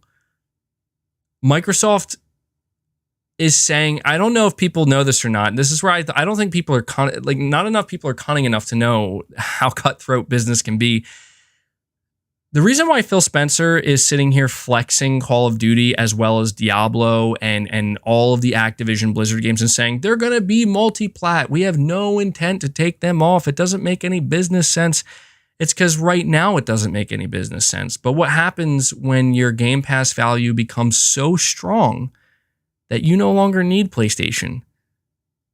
What happens when years go by and, the sales that you're getting of these games on PlayStation no longer matter because you have 80 million Game Pass subscribers? And Sony will sit there and be like, you can't do that. You can't take these games off of our platform. Microsoft can turn around and say, we can do whatever we want. We own these games. And what can Sony do about that? What can Sony do about that? Nothing. Sony won't be able to do shit. So you might be wondering, well, why is Microsoft lying right now? Why do you think they're lying? Why do you think Microsoft isn't lying right now? Because they're technically not. Later on, Microsoft can say, we're choosing to make these games exclusive because we want to deliver the best value to our Xbox fans. They're lying right now because they can't they can't sit here in front of regulators and say, well, we might make some games exclusive. The only thing you need to look at if you want to know Microsoft's intent is look at what they did with Bethesda games. That's all you need to look at. And this is where I hope to God regulators are smart enough to know that surely you can't believe that they're not going to make most of these games. I'm not saying all of their games, because it is true. You get games like Minecraft. Microsoft never made it exclusive, but Microsoft also never made a sequel to Minecraft, right? They bought a game as a service. Like, for example, Warzone 2 is coming to PlayStation. Warzone 2 is never going to be made exclusive, but a Call of Duty sequel could. I'm just saying, people need to kind of see through the smoke and mirror talk here and understand that these are two businesses run by business executives, Phil Spencer, Jim Ryan, where their only goal is, we don't just want our business to survive, we need it to thrive. And if we can't make it thrive, if the day comes where we can't thrive, then we do what we need to do to survive. What happens when you're thriving? Well, then you look to dominate. That's just how business goes. The Furious, you're saying, can't stand the love for Phil with his hypocrisy, says exclusives are anti-consumer, speaks negatively on them still, makes Bethesda's exclusive. What next? And that's what drives me nuts too, man, is like, dude, again, do you know why Phil can get away with this? Because of Game Pass, dude. Because people will come to his defense and say he's not hypocritical. He would put Game Pass on the PlayStation. He's offering these games for $10. So he's not wrong. He's not he's but people don't understand. People don't understand the implications of what that means for the other competitors. It's like, people, believe it or not, this is going to sound crazy. People are inadvertently cheering for the death of the gaming business model. Of these companies. There's no other way to put it. People are, whether they know it or not, they're actively cheering for the death of these companies. And I'm not saying that's right or wrong. Because people might want that. That might be, at the end of the day, what the market wants. They want a cheaper product, and they don't care necessarily about the quality of it.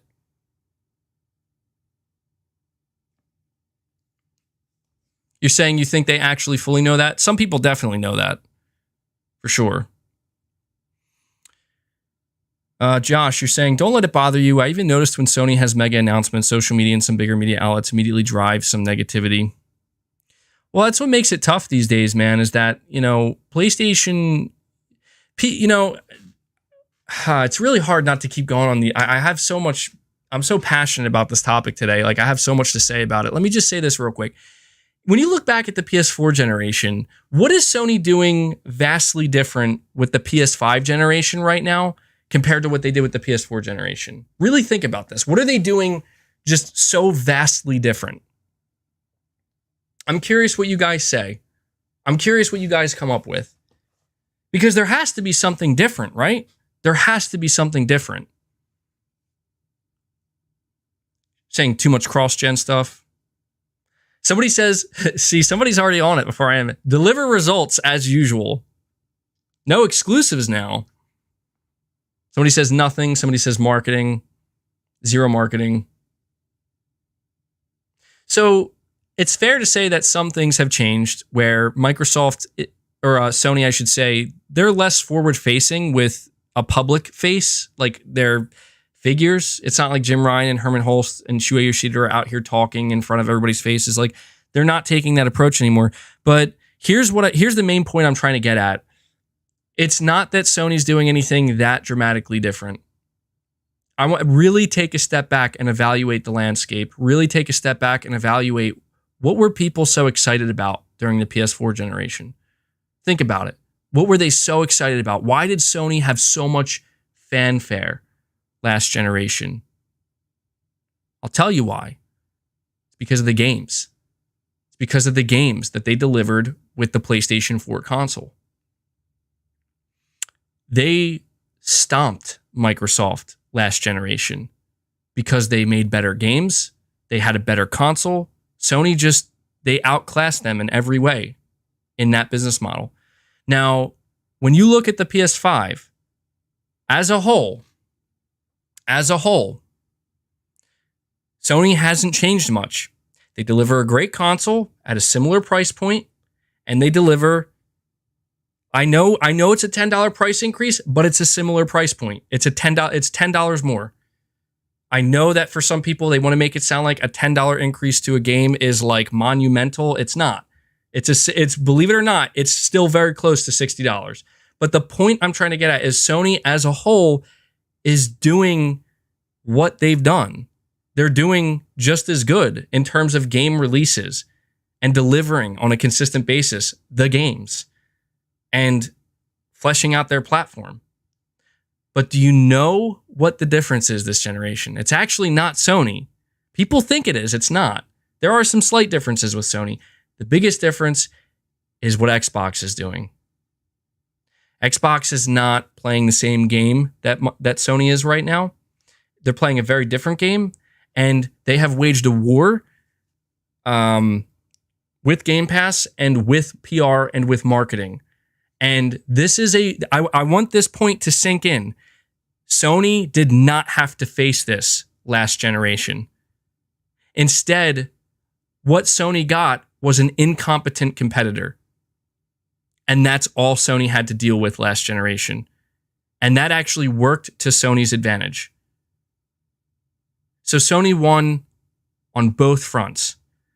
And that's why I sit here. This is where I sometimes get confused, where I'm like, how is there seemingly less hype for Sony's games this time around? People were all over PlayStation last generation in a good way. It's because of Xbox, dude. It's because of Game Pass. It's because of the change in perception. You think Microsoft, if they never made Game Pass, well, you know what? Maybe that doesn't make any sense. I was going to say, you think Microsoft wouldn't have had to charge $70 for games if they weren't focused on Game Pass, if they stuck with the traditional model? Maybe they wouldn't have, because it's still Microsoft. But I'm just pointing this out because, you talk about like how come there seems to be immediately so much more negativity towards PlayStation. I'm not saying that Sony hasn't shot themselves in the foot a couple of times. Of course they have. But Sony also shot themselves in the foot a couple of times last generation too. I think people forget that. Sony was not perfect during the PS4 generation. They made some mistakes. But people were just so much more forgiving because Sony didn't really, what was the competitor doing? The competitor was making even bigger mistakes, much bigger mistakes. And this is where Sony's left to fend for themselves now with a competitor who has effectively altered the perception. Very interesting stuff to think about when you really dissect it. Magnum Visuals, you're saying, at this point, Sony doesn't need to buy any more developers. They just need to invest a percentage to prevent a buyout like they did with From Software. And you're probably right about that, Magnum Visuals. I mean, I think Sony will continue to buy devs where it makes sense and where they can. But I think that's probably the most viable tactic right now. V2, you're saying Sony's doing just fine. I'm not disagreeing. I think Sony is doing just fine. But my question is, out of 100 people, how many of those people would agree with you? If you say Sony's doing just fine, if you were to do a questionnaire, ask 1,000 people, how many of those 1,000 people would agree with that statement? This generation, 2 years in, versus last generation, 2 years in. You'll see a difference. You would see a difference, I believe, in those numbers. Space D, you're saying this is the nature of capitalism and the industry. PlayStation just stumbled with their biggest threat ever. Now they have to adapt and survive. I mean, you're not wrong, Space D. You're not wrong. You're not wrong. Sony could have never predicted that Microsoft would be this much of a threat. And you know why? I'll tell you why. Because I don't think Sony could have predicted that the future business model for these trillion-dollar corporations would be to operate at a substantial loss. If you think about it, that doesn't make much sense, right? So I can't blame Sony or any other company for not seeing that future. But that's where we are. We are at a point where the biggest companies in the world, at least when it comes to services and the way people are choosing to interact with these apps and with the content, the new business model is, we'll wait it out. We'll lose money and we'll lose money and we'll lose more and more money, but that means nothing because we'll wait it out. And that's how we win. And yeah, I mean, that's where we are. I don't think Sony could have predicted that. And frankly, I don't think Microsoft could have predicted that either. I think Microsoft just stumbled upon that. And if you want to talk about Phil Spencer having a conversation with Satya Nadella in like 2017, where Satya Nadella sits Phil Spencer down and he asks him, why should we still care about Xbox? Why should we still keep this under Microsoft? And Phil has to sit there and think, well, what do I say? What do I say? And I think Phil said the smartest thing that anybody in that position could have at the time, which is, well, because it's not just about Xbox anymore. Xbox isn't just about a console. Xbox is a service that will be everywhere in the future. And boy, you better believe Satya Nadella saw dollar signs in his eyes because that's Microsoft's specialty. Phil Spencer had to fall in line with the rest of Microsoft. Microsoft is about services. Microsoft is about software services specifically. So if anything, Microsoft just decided that they were going to play to their greatest strengths. And I just don't think that anybody really saw that coming, surprisingly. Because when you think of it that way, you think, wait, shouldn't they have done that from the start? But, yeah. Miguel, you're saying Bethesda, EA, ABK, etc. all want to be bought. Tencent and Saudi Arabia are looking to buy Nintendo. Sony can't buy them. Is Microsoft really the worst buyer? No. See, that's why I'm saying I don't think Microsoft is the worst buyer because, people say that it's Microsoft's fault that the industry is beginning to consolidate like this. I don't know if that's true or not. Was Microsoft the catalyst? Maybe. There's no real way to prove that. But yeah, I mean, it's true that I don't think it's Microsoft's fault, to be frank. I don't. You know what I think it is? I think it's just the nature of how big the gaming industry has gotten, how valuable the gaming industry has gotten, and how much money is involved in the gaming industry. I think that this naturally led to these other major corporations, kind of looking over, they see money, they see green, and they're like, we should get involved, let's get involved in this. And so Microsoft is not the worst buyer, for sure. They are not the worst. And in the end, depending on just how serious this gets, I don't know, man. I don't know if we could see like a potential kind of partnership between Sony and Microsoft if all of these other companies like Tencent, and these others, Saudi Arabia, like you're saying, like they really want to get involved. Oh my God, my eyelashes are falling out for some reason. Guys, I don't know why, like literally like 15 of my eyelashes just fell out. Do you guys ever have that happen to you? Just randomly have like a whole chunk of eyelashes just fall out. But yeah, I don't think Microsoft is the worst buyer. Magnum Visuals, you're saying, how can developers be incentivized to make games with innovative game development if their only way for revenue will be a fixed amount, giving them a capped ceiling for growth? Well, that's the conundrum, Magnum Visuals. And that's where, honestly, I think it's a philosophical... You're asking a philosophical question here, believe it or not, because there's no clear-cut answer. I can't say to you that, well, if you if you give developers more money, that will make them better. That's not always true, dude. Like, you can't. That's just, I mean, in some cases that works, but it's not in all cases. And I think Microsoft is a good example of how you simply can't just throw money at a team and say, do better now. Here's more money.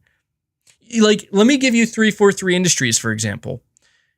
You're going to tell me 343 Industries had a cap on how much money their studio? Like, I don't think so, man. I think if 343 Industries turned to Microsoft and said, we need this or we need that to make this happen, pretty sure Microsoft would be like, go ahead. You're working on our most important franchise. It's not just about the money at the end of the day. And I've tried to explain this when it comes to game development. What 343 Industries needs is not more money or more funding. More money doesn't always translate. In fact, it rarely ever translates to more creativity and more innovation. If anything, it makes it worse because a company starts putting more and more money into a product, and that inherently creates more pressure because now the need to make sure your game is good enough to make that back. Well, now it can be a double-edged sword. But I think 343 Industries is the best example I can give as to why that's just simply not true. You look at a game like Returnal, okay? A game like Returnal is not $150 million, $200 million, $250 million budget game. That game had a fixed amount that Sony agreed to fund.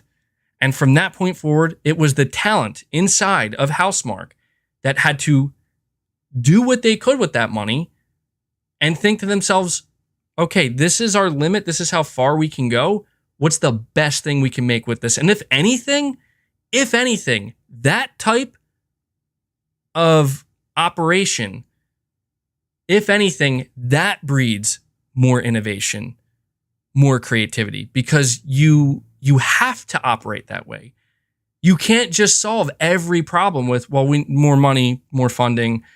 You know, you hear about these disastrous, massive budget, bloated projects all the time where it's like, was funding really the problem here? Or was it just the talent wasn't there to begin with? And you could have, if you give a group of people who are not talented enough to make something happen an unlimited budget, turns out they're not going to make it happen. That's just how it is. It needs to be a very specific harmony.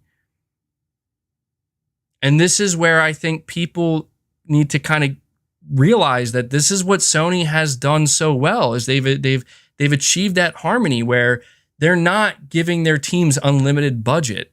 They're giving them a large budget, but not unlimited. And their teams have worked within those confines for decades.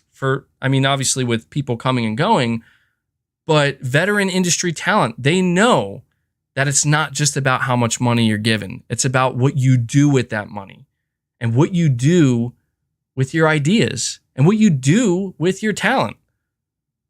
It's a large process. It's not just one thing. It's multiple things coming together. And so, I just also want to say, Magnet Visuals, I'm not advocating for developers to be on the cutting edge, right? To be on the razor's edge. I'm not saying that we need to see teams operate with the thinnest margins, with no leeway, no breathing room. I'm not saying that. That to me is also detrimental. There needs to be a specific balance struck where development teams have enough money to comfortably be able to do what they have to do, but not so much that they believe that every problem they run into can simply be solved by throwing more money at it. So, thank you for the super chat, by the way. Space D, you're saying, sounds like Blockbuster versus the Netflix era. Well, I don't know, man. I don't want to say that that's what we're looking at. That I think it's a bit too extreme because, see, here's the thing. By the time, I feel like Sony is planting the seeds right now. Like Sony, if you look at what they're doing, they're not being arrogant and saying, we know for a fact that this is the business model that's going to win. They're not doing that. And I think PlayStation fans want to see that. I think PlayStation fans want to see Sony come out and be like, paying for quality games, that's what we do. That's what we'll always do. And that's how we will win. Always. They're not doing that. If anything, Sony's doing the exact opposite of that. They're saying, well, we've been doing that and we will continue to do that, but we're going to start doing these other things as well because we don't know what the future holds. And I've given Sony credit for that, where as a business, they're doing what's necessary to set the foundations to be able to pivot at a moment's notice if need be. So also, when you look at where Netflix is now, you know, you're referencing the Blockbuster versus Netflix era. I don't think Sony's the Blockbuster here. Game Pass could be the Netflix here, and you know, Game Pass could have its best days ahead of it. Of course, it seems like it's going to have its best days ahead of it, but you know, let's also look at this side of the coin. If Microsoft succeeds with Game Pass, right, and that is the dominant way, well, then Microsoft needs to be prepared for some serious competition, because no one's just going to let Microsoft have it, not even Sony. So, question. I have a question for you guys. If Sony were to announce PlayStation Plus Extra, we'll get all of Sony's games day and date. It's going to be, what, 10? Or how much is PlayStation Extra a month? It's like 15 a month.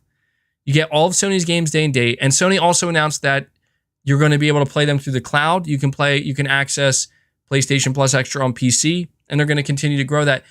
Do you think Sony would be able to accrue?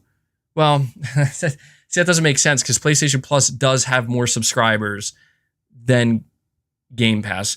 Let me put it to you this way. Let's say a couple years from now, Sony announces, let's just say this year, they announce PlayStation Plus, not even Plus, just PlayStation game. I don't know. Give me a good name. I don't know. I can't. My brain's getting to that point. PlayStation Platinum or something like that, you know? PlayStation Platinum. Play Pass. Yeah, sure, whatever. Imagine Sony announces something like that, and they announce their games are going in there day and date. It's going to be on PC, cloud, everywhere. Do you think so? PlayStation Max Cock Plus. There you go. Best name right there. Do you think that they would be able to catch up to Game Pass if they did that? Do you think that, what is Game Pass at, like 20 million, 25 million? Something like that?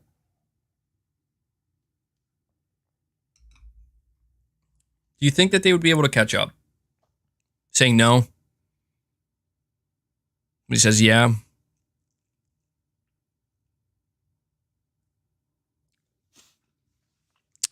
I think Sony would be able to catch up pretty quickly. I do. I think they would be able to catch up very quickly. Somebody says no chance. Why? Why though? Sony's titles are very desired. No, because of servers. Okay. You're saying no because they won't have money for new games anymore. Well, there you go. Yeah, I guess you're right. There you go, man. Charles, you're saying just finished playing the Modern Warfare beta. Microsoft can have it. Laughing emoji. Yeah, dude. We'll see, man.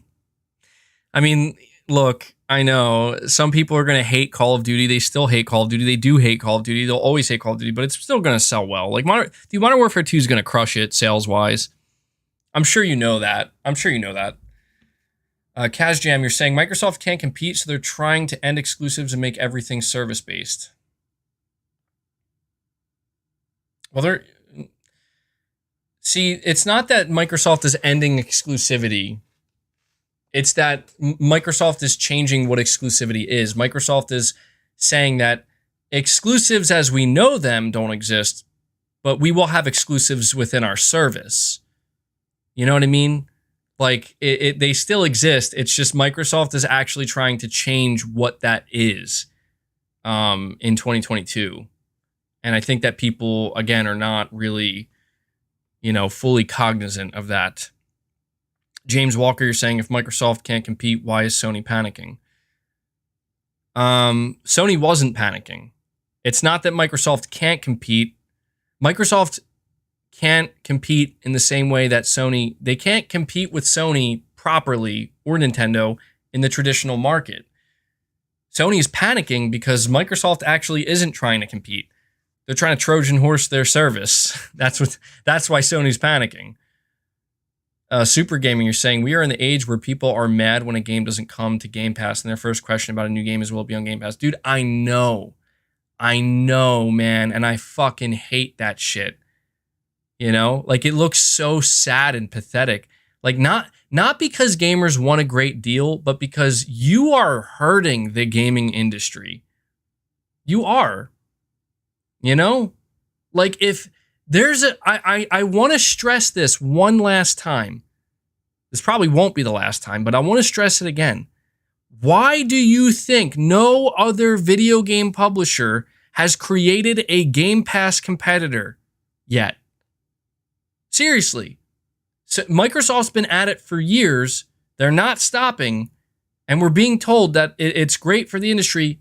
If it's so great for the industry, why has no one else created a Game Pass competitor?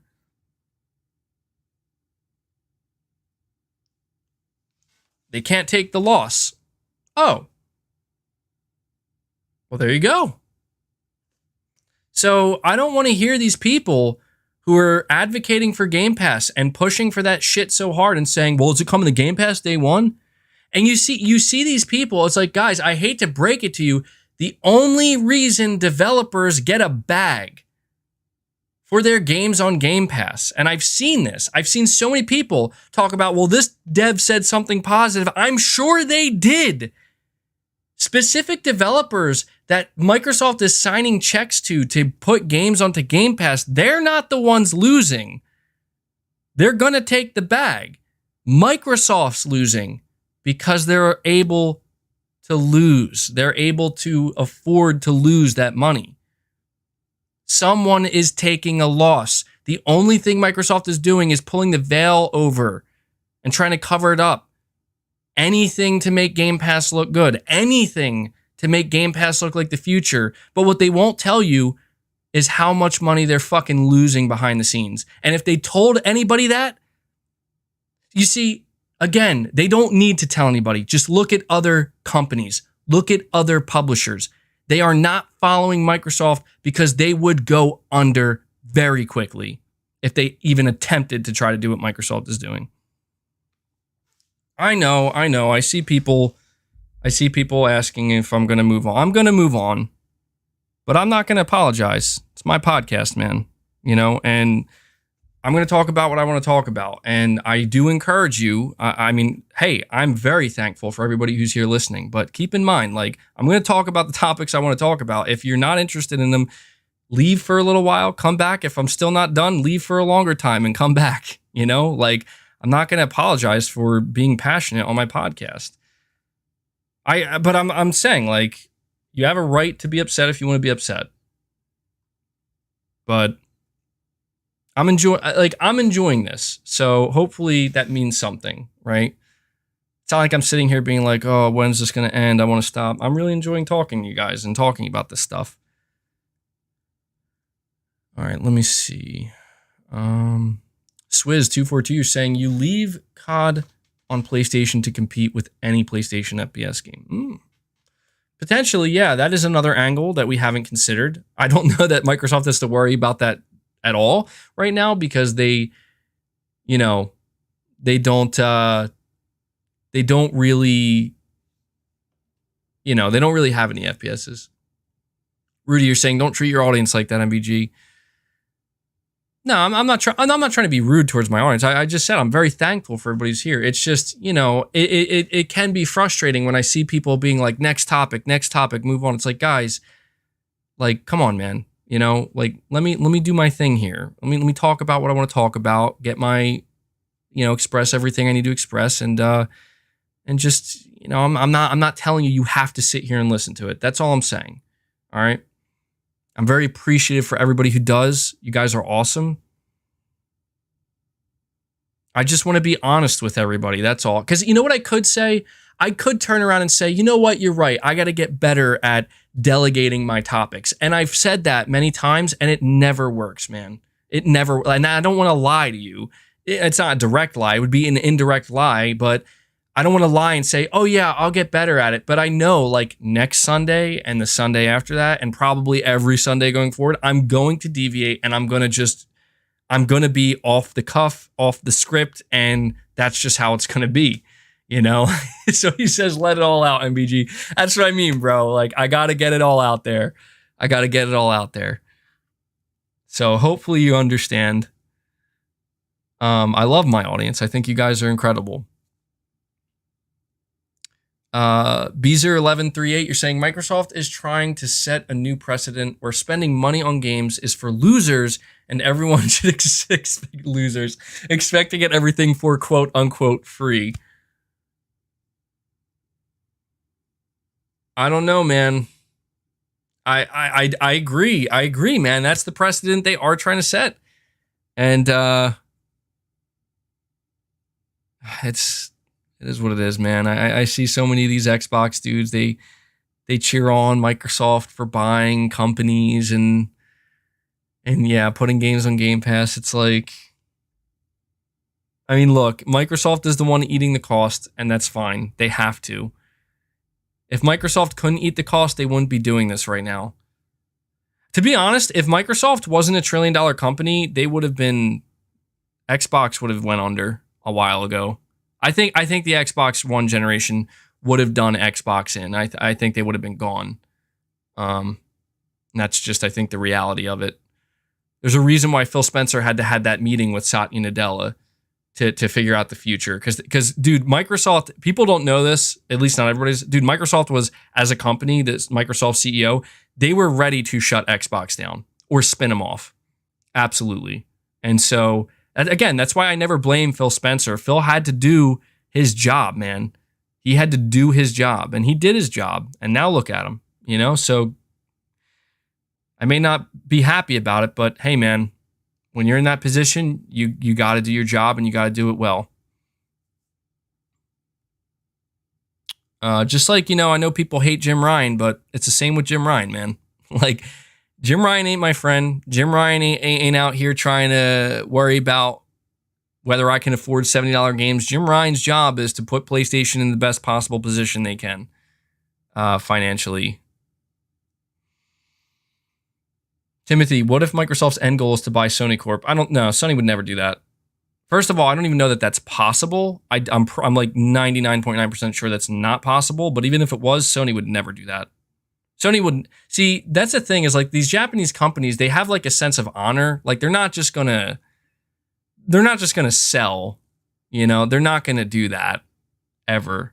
I think they would just go under with honor. I do. Maybe not though. You know, maybe not. But I think like when it comes to Japanese companies, there's kind of like that unwritten rule in a way. It's like why, you know, it's like you heard about that PlayStation executive or that Sony executive that recently just retired. He was at the company for like 30 years. And like, you know, I assume it kind of gets to a point with some of these people where it's like, you know, they kind of are like looking at you like, all right, it's your time to go now. And they give them the opportunity to, you know, be like, okay, I'm going to like they're going to let them do it at their own pace. You know, like they'll still give them a desk, stuff like that, you know. At least this is what I've heard about like Japanese culture, which I find it very interesting. Like I find the way that, or the difference in the way these cultures operate, even within things like their businesses, is very interesting, very fascinating. That'd be straight up illegal, MBG. Yeah. All right, let me see here. Continuing on. Rashdan V2, you're saying, MBG, I understand your fears, but sometimes you got to stop focusing on the business side of things and just play games when gaming goes the way I don't like. I'll walk away and find a new hobby. Yeah, I totally, Rashdan, I totally get what you're saying, man, and I agree. And I that's kind of in my nature as a person a little bit, where it's like, I analyze things too deeply and I get too wrapped up in them. And it's like sometimes I do lose the plot, as it's happening, sometimes. And, you know, I, I do feel bad because you're right. Like I've been talking about the business side of things this whole time and not so much. I mean, I have been talking about games too, but I get what you're saying, man. And that, I guess what I'm ultimately trying to convey is I hope that doesn't happen. Like, I hope it doesn't get to a point with gaming where it's like, it feels like a lost cause for me at this point where it's like, well, I'm not enjoying this anymore. And everything feels forced and everything feels hollow. And I'm going to get up and walk away now. That might, who knows, in the long run, for many of us, that might be what it turns into. We don't know. But I hope not. I hope not. But I get what you're saying, Rashdam, and I appreciate it. Brad Beck, you're saying, why doesn't PlayStation publicly ask Microsoft to put PlayStation Plus on Xbox? I mean, probably because, Sony, again, they're still operating in the traditional model. And you don't do that stuff with the traditional model. With the traditional model, the idea is we want to have our own stuff and we want to make it available only here so that way we can bring people in. Really, fundamentally speaking, the only difference between the traditional model and the new age model, it's as simple as this. The traditional model is we want to convince you to come to us. The new age model is we're not worried too much about convincing you to come to us as much as we're just going to bring it to you. That's the difference. That's essentially the difference between the old model and the new model. And the reason why I like the old model and the traditional model better is because it's a much harder sell to get people to come to you. In order to get people to come to you, you have to really generate organic interest where it's like you got to get somebody to not only look at what you're trying to sell them, but to be interested enough to walk over, come inside, and be willing to potentially spend a pretty penny on it, And that's why I like that model. You're saying you like the new model? Yeah, it's understandable why the new age model is very appealing to people. It is understandable. The idea that it could just come to me, sure.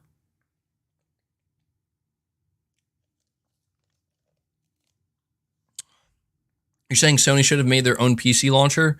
Apparently, they are.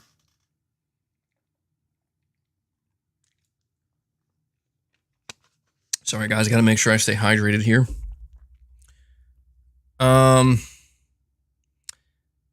Zagatka says, on a lighter note, rejoice. I have the platinum on Returnal, still working on the tower, but never mind that, rejoice. Well, congratulations, man. I remember how relieved I felt when I finally got the platinum for Returnal, dude. I was just so relieved. I really was. And the reason why I was relieved was because actually I was totally done playing that game by that point. I'm sure, as you know, Zagatka, you have to get all of the glyphs, and they are RNG. And oh my God, that was like the one area of the game where I was like, why would you make this a trophy, man? Like, knowing it's RNG. So I realistically, I was probably done with the game after 70 hours, but I had to put another 30 hours into it just because of the RNG. So I was definitely done at the 70-hour mark, but it was also just so good to finally get that platinum. That was a memorable one for sure. Oh, I'm that far back. I don't think I'm that far back. Hopefully not. All right, I'll get it moving here. Axel, you're saying your audience is too young. They can't understand what you're saying. You're talking very fair or very far in the future.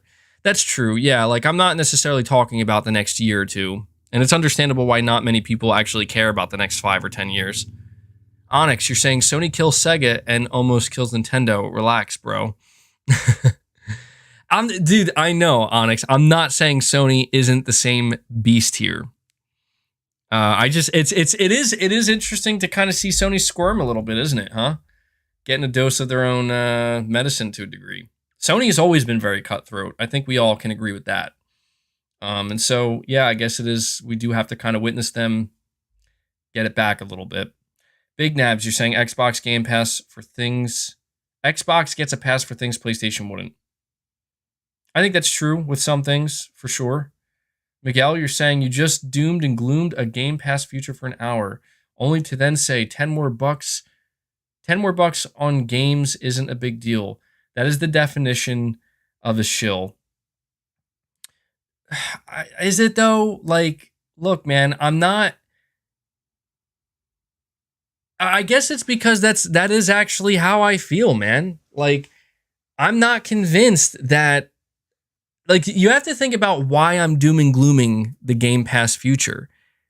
It's not because it's not because I think, paying $10 to gain access to games is a terrible thing. It's because of the potential long-term implications of what that could do to game development.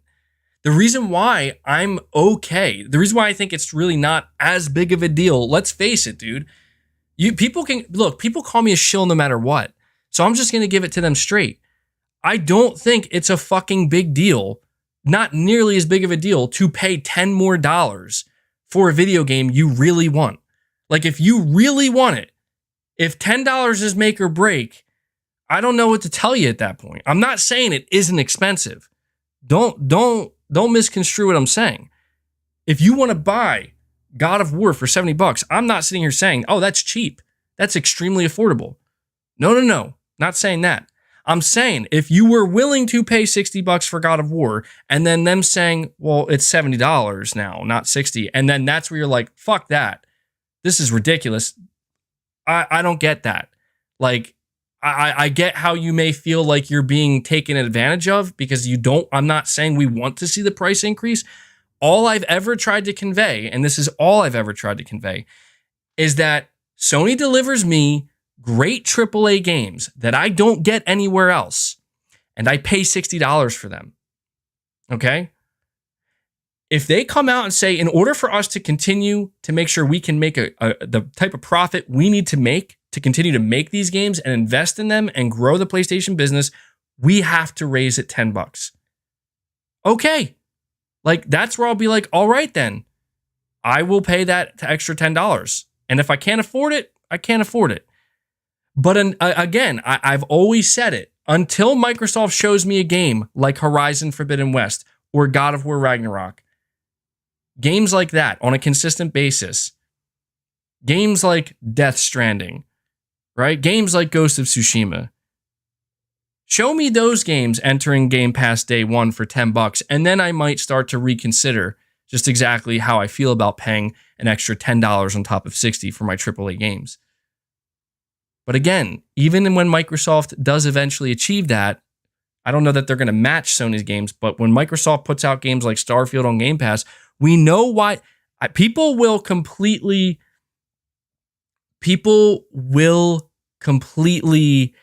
disregard the fact that, Microsoft paid billions of dollars to acquire those games, and it's all in a loss. So I'm not a shill, dude. Like that's what pisses me off when people call me a shill, is that how many fucking times do I have to come out and swing at Sony before people realize that I'm not actually a shill, I'm a fan. Like, I'm a fan who likes to buy things that are on offer that I think look good. That's all it is, dude. Like, it's like I've said so many times before, the amount of jackasses I've seen that are like, God of War DLC. Like, do you know how stupid they're going to look? Do you know how fucking dumb they're going to look when God of War drops in November? You're going to see a lot of people deleting tweets, deleting comments, because they're going to look pretty damn stupid. I apologize. You're saying your aggressive language is scaring me. This is why I don't have guests on my podcast, bro. Because it would just straight up be fights up in here. I'm just kidding. I'm kidding. It wouldn't be like that. I'm only able to talk like this because I'm talking solo here, all right? But I know people enjoy some of the rants. So, but I mean what I say, man. I mean what I say. Like, you call me a shill because I'm willing to pay $10 for the quality that Sony offers, then fine, call me a shill. It's not going to stop me from paying for that quality. It's not going to stop me from enjoying it. And even with a game like The Last of Us Part 2, guys, I told you, MBG getting violent up in here. Yeah, dude, I told you, and I've completed The Last of Us Part 1 now, and I can tell you with the utmost confidence from playing this game, I'm about to platinum it. This game should not have been sold for $70. Okay? And that's just how it is, man. Like that, to me, The Last of Us Part 1 represents an L in this category, where Sony sells me a game like Returnal. Returnal to me was worth 70. Brand new, played that shit for 100 hours. Okay, that was awesome, dude. That was totally worth it. I love that game. Sell me Horizon Forbidden West, $70, right? Okay, I get all this. Last of Us Part 1, to me, it should not have been, it was not worth the $70 because I feel like my time with it, frankly, was just too short. And I don't feel like, as somebody, and I want to make this clear, as somebody who played Remastered and played the multiplayer and enjoyed it, I do not think The Last of Us Part 1 was worth a full $70 because I played the story, I beat it, I unlocked a couple of the extras, now I'm just cleaning up the trophies to get the collectibles to get the platinum, and that's it. And I played the Left Behind as well. And the Left Behind, I honestly, I'm going to be real right now with you guys, I forgot how short Left Behind was. It was like less than 4 hours, dude. And I'm like, whoa. Okay, like this is, I don't know, man. I don't know that Left Behind makes up for the lack of multiplayer. You see, this is where I'm not a shill, because if I was a shill, I would be sitting here telling you that it's totally okay. Like The Last of Us Part 1, 100% worth $70. I'm not going to call you a shill if you think it's worth $70. I'm not going to do that. It's not my place to do so.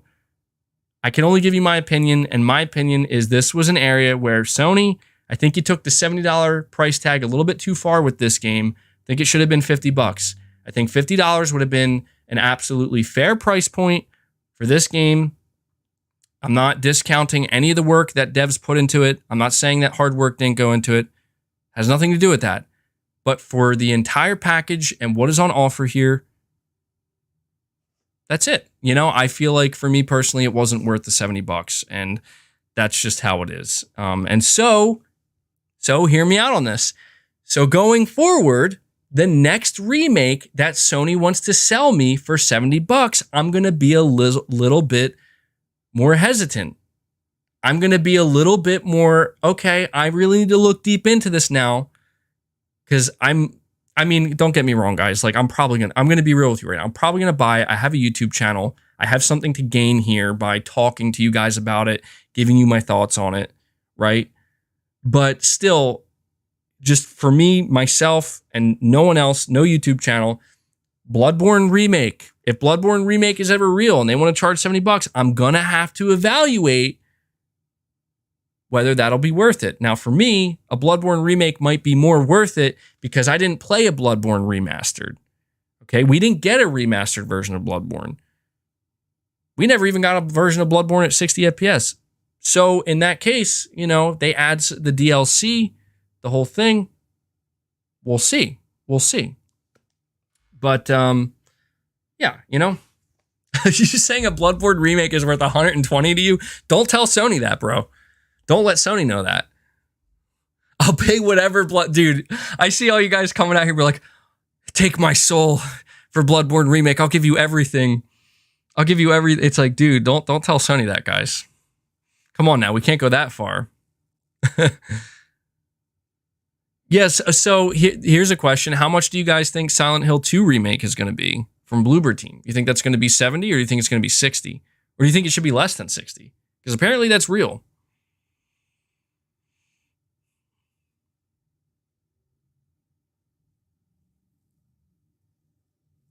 Stop the press. MBG angrily denies his shillery. Fans react badly to the news. Says he's skeptical of Sony's motives after Last of Us remake. Sources close to Sony say this development is worrying. I like that. That's funny, dude. I see a lot of people saying 50. I think it'll be 60. $90. All right, let me continue. I'm sorry, guys. I keep holding off on these super chats. Josh, you're saying, I wouldn't just say Microsoft is going to be the clear-cut winner. They think throwing money at everything will solve their problems. Well, that's why I've tried to say, man, like I'm still very interested to see like what does Fable look like, man? Like what is Perfect Dark going to look like? What are some of these games from Microsoft's actual studios? The Coalition, apparently they're working on a new IP. What does that look like? I am still interested to see what Microsoft's studios, the Compulsion Games, what does their next game look like? There's definitely stuff I would say that Microsoft has cooking that I'm interested in learning about, man, for sure. I also want to know what Kojima's Xbox game looks like. Timothy, you're saying, I think Ubisoft Plus is a Game Pass type model. I guess it could be viewed that way, yeah.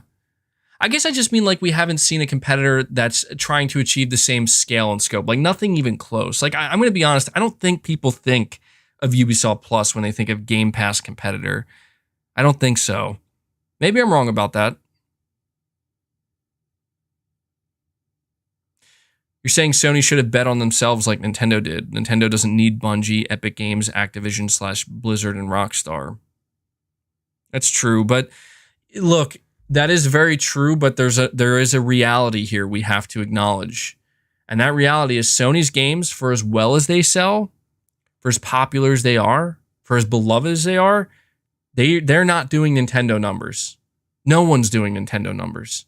This is why Nintendo is kind of an outlier, and we can't really compare Sony to Nintendo because it's like if God of War sold like 40 million copies, that'd be a different story. But that's not going to happen. That's not what's happening. So, I do think that this is something where Nintendo is doing, they're achieving something that I don't think any other publisher is, or any other platform holder is. So, that's why I think Sony doesn't take the Nintendo approach. It's also why Microsoft didn't take the Nintendo approach. All right, let me see here. Josh, you're saying you continue here by saying they eat up these publishers. Meanwhile, they can't get their own studios / games in check. They may be biting off more than they can chew. Could be detrimental. Well, yeah, that's the big question with the size, the sheer size and scope of Microsoft and how many studios they have. How are you going to manage all that? That's no easy task. That's a very difficult task.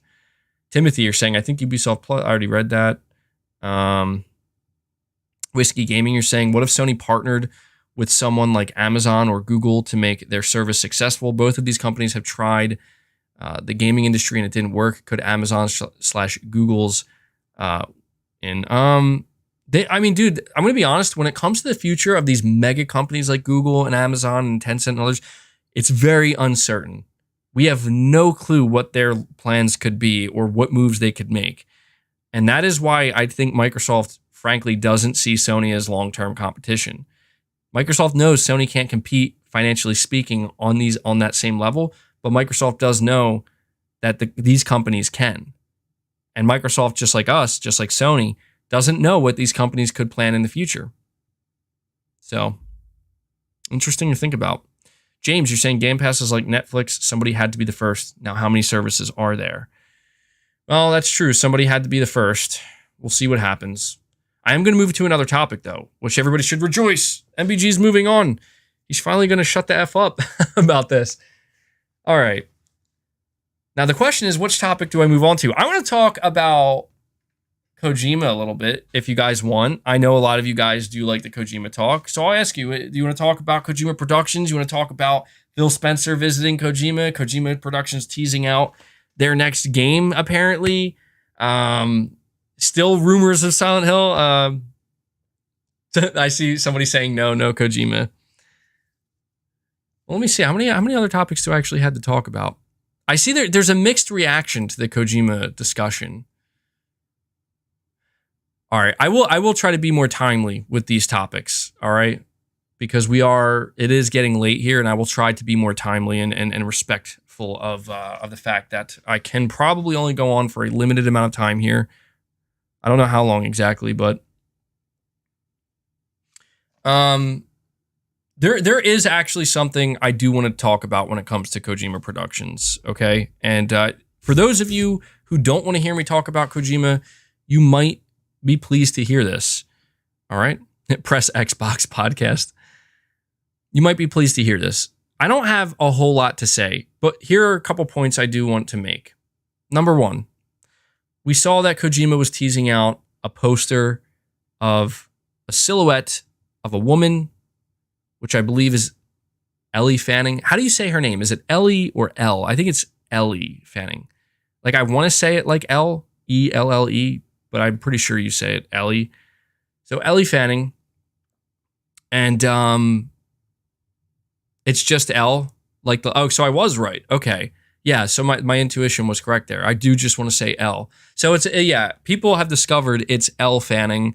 She's an actress, and this has led people to speculate, is she going to be part of a new game? Is he teasing a new game? So just to give my thoughts on that very briefly, I do think it is for a new game, but I'm open to being completely wrong, just like everything else I've speculated about Kojima Productions. So that happened, but I don't think it's I don't think that's a huge thing that happened. It's just a thing that happened.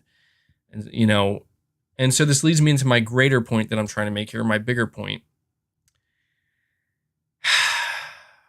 I think I'm just going to give it a rest for a while, guys. I am. I'm a big fan of Hideo Kojima's work. The Metal Gear Solid series is my favorite video game series of all time. I have been sitting here for what feels like almost 2 years at this point, basically saying, like, when are we going to see Kojima's next project? Is Kojima, is he working on Silent Hill? Is he working with PlayStation? And the only thing I've gotten in that time, and I know I'm not saying this in an entitled way, I'm saying it as I'm tired. All right, I can only go on for so long. I got Death Stranding Director's Cut and the announcement that he's working with Xbox. And most recently what I got was some pictures of him meeting with Phil Spencer. And so it's like, this energy that I put forth for Kojima Productions, where it's like, I'm so hopeful about this or that, and it's just, it's not happening. That's all I'm saying. It hasn't happened. It's still not happening. I'm not saying that it could never happen, but I just think I'm going to have to just lay it down for a while and simply say, when Kojima is ready to reveal his next game, not a teaser, like obviously I will cover stuff. Like if he does put out like an actual teaser, like a video teaser, I'll cover that and we'll talk about it briefly. But this ridiculous amount of hope that I continue to have as time moves forward and we still get nothing from Sony and Kojima. Like there's no word on that at all. I just feel like I have to take a little break from that. And it's for, I think, everybody's best interest, because at this point, it's kind of tired, he could still be working with PlayStation. And in fact, I do believe he's still working with PlayStation. But yeah, he's announcing things like podcasts at Gamescom and, letting everybody know that he doesn't have a game at TGS. And I guess I'm just at this point with Kojima Productions where it's like, all right, when you're ready to show your new game, the Xbox game, maybe a new game with PlayStation, I will be here. I'm not going anywhere. And my hype will be there as well, and my excitement. And I just feel like I've spent so much time trying to solve something, to figure something out, just to find out that I haven't solved anything clear at this point. I haven't figured anything out. If anything, I've just been completely wrong about so many things. And I'm just tired, man. I'm just like, you know what? I can't be wrong again. So I'm not going to give myself the opportunity to be wrong again. I'm just simply going to say that I am a fan of Hideo Kojima and his work. I like Kojima Productions. Metal Gear Solid is my favorite series of all time. I really enjoy Death Stranding, probably more so than a lot of people. So when they are ready to show us their new game, whether it's with Xbox, whether it's with PlayStation, whether there are two games, one with Xbox, one with PlayStation, or a multi-platform game, I will be here and I will be excited. Probably, assuming that what he's going to show is going to be good, which I'm assuming it will be. And that's pretty much it. That's pretty much all I have to say about Kojima Productions. I just thought maybe, it was worth mentioning because he did put that teaser out. I know that some of you guys like to hear me talk about Kojima Productions. And we'll see. We'll see. I think it's a relatively safe bet to say that he'll probably show up to the Game Awards in some capacity. What he might show off, who knows? But we know that Jeff Keighley tries to make sure that Kojima's there. All right, we are going to move to another topic, which is, well, let me see here. We have a couple of different things we could talk about. We could talk about PlayStation VR 2. We could talk about 343 Industries if you want. We did talk about them a little bit earlier. We could talk about Forspoken. So this will likely be the last topic of the show today. So I kind of want to leave it to you. You guys can vote on it. Let me know what you're most interested in hearing. VR, Wo Long demo. Yeah, so I actually haven't gotten a chance to play it yet. I do want to try to play it. MBG update. Someone just bought GTA. I think you meant GTA 5's source code for 100K. What is going on, dude? PlayStation All-Stars 2 topic. Let me see. Let's talk about. What about Forspoken? What about Forspoken? I guess there were some not reactions, but hands-on previews of Forspoken, and a lot of people I think were torn. Like, there were some people saying that Forspoken's combat was amazing in the variety and the spell casting, but there were other hands-on impressions that were not so upbeat. They were like, this world feels kind of empty and dead and shallow, and they just kind of got this sense of like this world isn't very I don't know if engaging is the right word, but just it doesn't seem like it's doing open world that great. And so I feel like it's a little bit back and forth. I think there's good and there's bad. Can you make polls on live streams now? You can do it. I'm not going to do.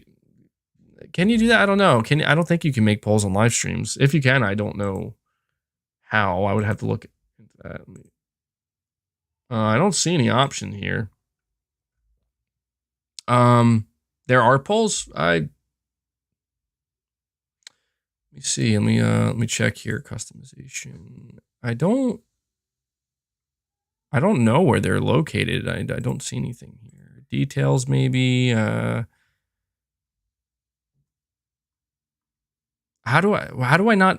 It's at the, okay, my bad. It's at the, I didn't notice that. That's very cool. Yeah, maybe we could start. I think I'm not going to do it now. It's a little too late. But I actually never, how did I not know about this whole time? It was right there. I can create a poll. Maybe I'll start doing that for some of the topics. We could start voting. That would, I think that would be good. But then again, I don't know. I don't want to upset anybody, because I could see people like voting for a certain topic, and I'm like, damn, I really was hoping they wouldn't click that topic. I'm not gonna I'm not gonna go with that one. Oh God. Inspector Guru, you're saying, what's the difference between Forspoken versus Hogwarts? Well, there's actually one major difference, and I think this is a big one. One's with an established property and IP that is beloved by millions around the world. One is brand new and is trying real hard to show people why they might want to be interested. But also just from a gameplay perspective, like, I'm going to be honest, Hogwarts seems like the better game. It does. Hogwarts seems like the better game compared to Forspoken. I am somewhat excited. Like, I'm probably going to take the leap of faith with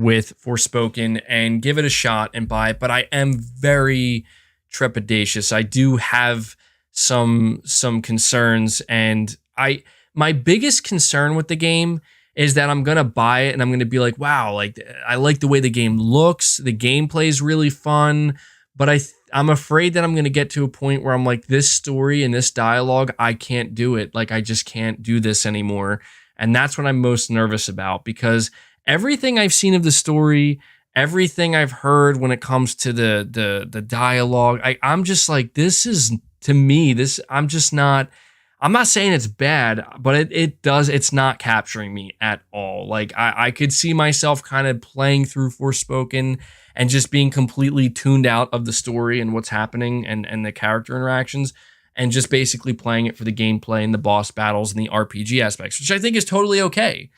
Yeah, because to me, gameplay is king. And, this is where it's like, I'm playing The Last of Us Part 1 right now, and I will say, in playing The Last of Us Part 1, it's just such a stark reminder of like, my God, man, like this story is so gripping. It's really difficult to stop playing The Last of Us once you start. And you can very easily just dump so many hours into playing that game, because the gameplay of The Last of Us is awesome. It always has been awesome. But I can safely say that The Last of Us is a game where the story feels just as integral and important as the gameplay. It really does flow like a movie. But I don't know, man. I've just been, so I'm on my second playthrough of The Last of Us here, and I've turned on some of the toggles. I put on like infinite ammo. Basically, like nothing can run out. My melee weapons don't break, and I just wanted to like see what it would feel like as I'm getting all the collectibles to just run through The Last of Us, just destroying everybody. Like I just wanted to know what it would feel like to not necessarily make Joel invincible, because he's not invincible, but to just feel like I'm fully loaded and I can just, infinitely melee everybody, and just running around with an assault rifle, just mowing enemies down, mowing down the infected. And it's pretty damn fun, man. Like it gets me very excited for the gameplay of the multiplayer game that's going to be coming. So yeah, see somebody saying it appears people have solved the insider on Reddit. Okay, all right, let's go check that out. We'll take a. I apologize, we're taking another side quest here, but I am curious. I mentioned that earlier. Where on Reddit did they solve it? Let me see. The real insider. Can you tell me what it is? Maybe it's under new. Let me check. Clown. Somebody says clown. Somebody says F off. Oh man, dude, people are not happy, bro. Yeah. Well, let me see. What was it? I'm not seeing anything pop up.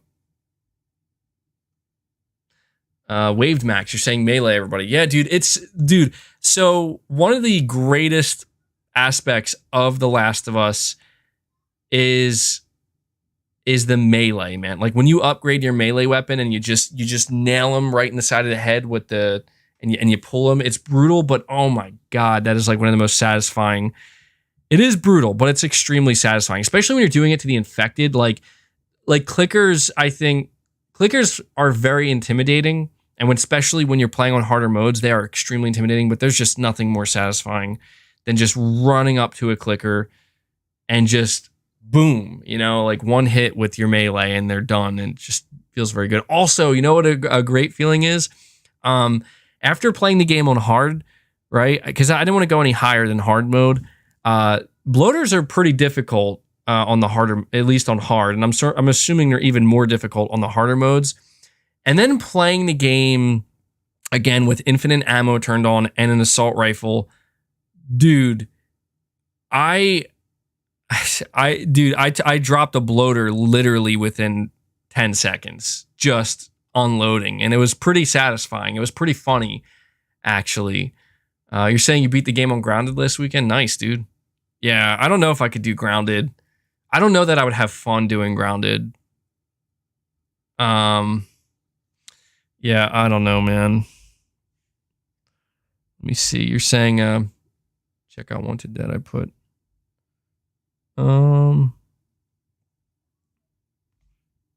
let me see here. Rumors and leaks. Hold on one sec, guys.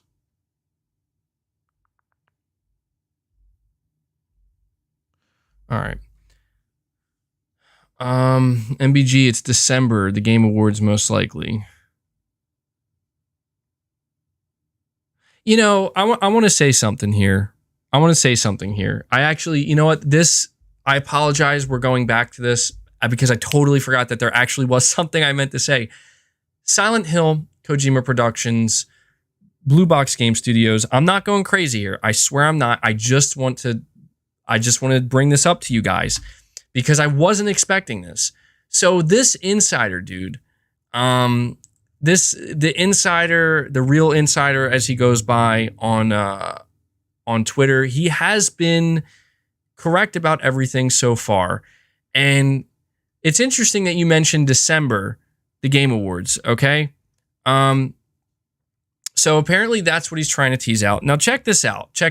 All right. I thought this was a little bit unfair. I thought this was a little bit unfair.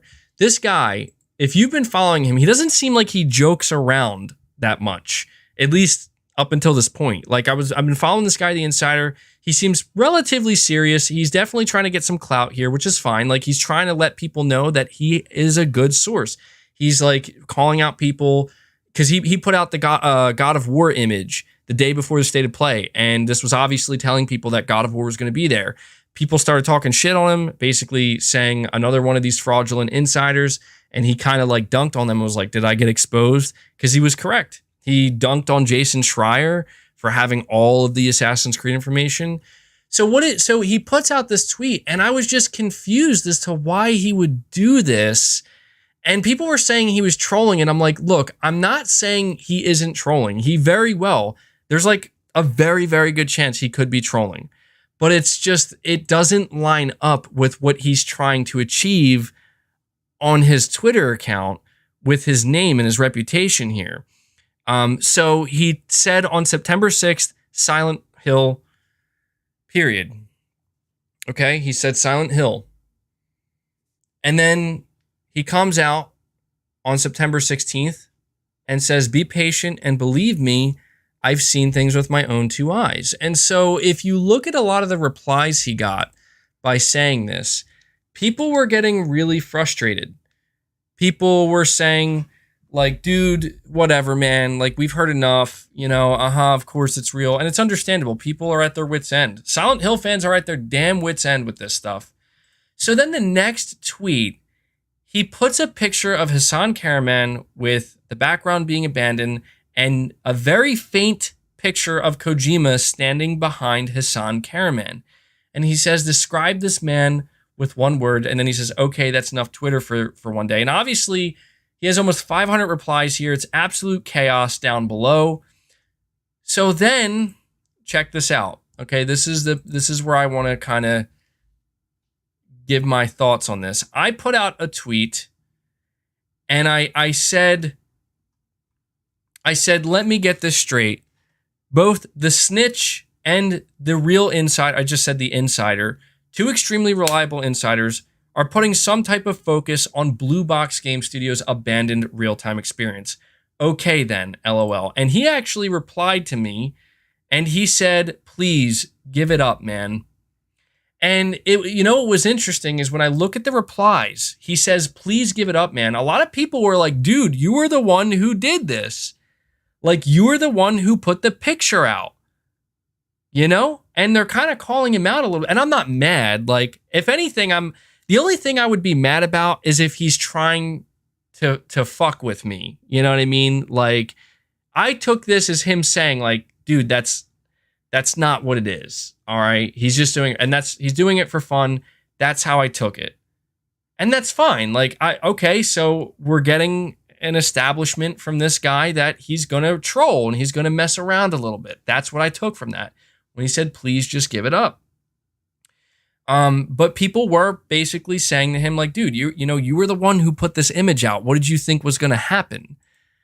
And so, yeah, that is true as well. He did kind of stoke the flame there. But now where things, see, this is where I'm like, now I'm starting to get a little bit suspicious of this guy, because he put out a tweet shortly after that of a picture of Jeff Keighley smiling at Kojima Productions at the Game Awards. He didn't put any text, he just put the picture. Now he's coming out here and he's saying Silent Hill, December, or, you know, trying to give people something to solve. And I'm like, dude, you're saying you have to end it, MVG. You're the chosen one. Listen, man, like, so here's what I want to say about this insider guy, okay? And I'm not just talking about him, but I'm talking about any insider. An insider has one goal at the end of the day. I'm not saying it's wrong or it's bad, but this is their goal collectively. An insider's goal is to put information out there early that no one else has or no one else is willing to put out there to gain a reputation, to gain clout. There's nothing wrong with that. Like, that's why they're an insider. That's their job. And that's exactly what this guy has been doing. And he's been doing a good job of it. He has been on point. He hasn't missed yet, as far as we're aware. And I don't think he deleted any tweets. So that's what he's been doing. And he wants to really gain a reputation here, just like any other insider. So what sense does it make? It just does not fall in line with this person's intent. Putting out this tweet to troll people, then putting out the fact that, look at Jeff Keighley smiling at Kojima, and then putting out December. Could he just be fucking with people? Absolutely. I don't know this person. They're new to the scene. All I'm highlighting is that it doesn't line up. That's all. That's all I'm saying. It doesn't make any sense. I don't understand how somebody's going to provoke me by coming out here. Imagine everyone being in on it except MVG. I feel like I'm tired of being gaslit is what I'm tired of. I'm tired of being gaslit because that's exactly what this was. Like, you're gaslighting, bro. You know, like, you're putting the image out. You're putting Kojima in the image. And you're asking people, what's the first word that comes to mind when you see this? Like, dude, the only thing you've put out are leaks and information. But now suddenly you're just trolling? And here's one last point I want to make about this, just to be clear. I've seen a lot of people saying, dude, you're just being fucked with right now. They're just trolling you, man. Let it go. Like, they're just messing with you. The snitch is just fucking around by putting abandoned real-time experience in his banner. This guy is just fucking around by putting this image out. Well, why are they choosing this? Like, that's what confuses me the most. Is like, there are more relevant topical things to riff off of, to troll people on, to fuck with people with than this. This isn't relevant anymore. Blue Box hasn't been active in what feels like a half a year. Hassan's gone, dude. Hassan disappeared. So this is why I'm saying, like, why? Is it just to watch us suffer? Is that why? Well, there you go. Yeah, I had to bring that up. But I think I'm done, guys. I am tapped out here.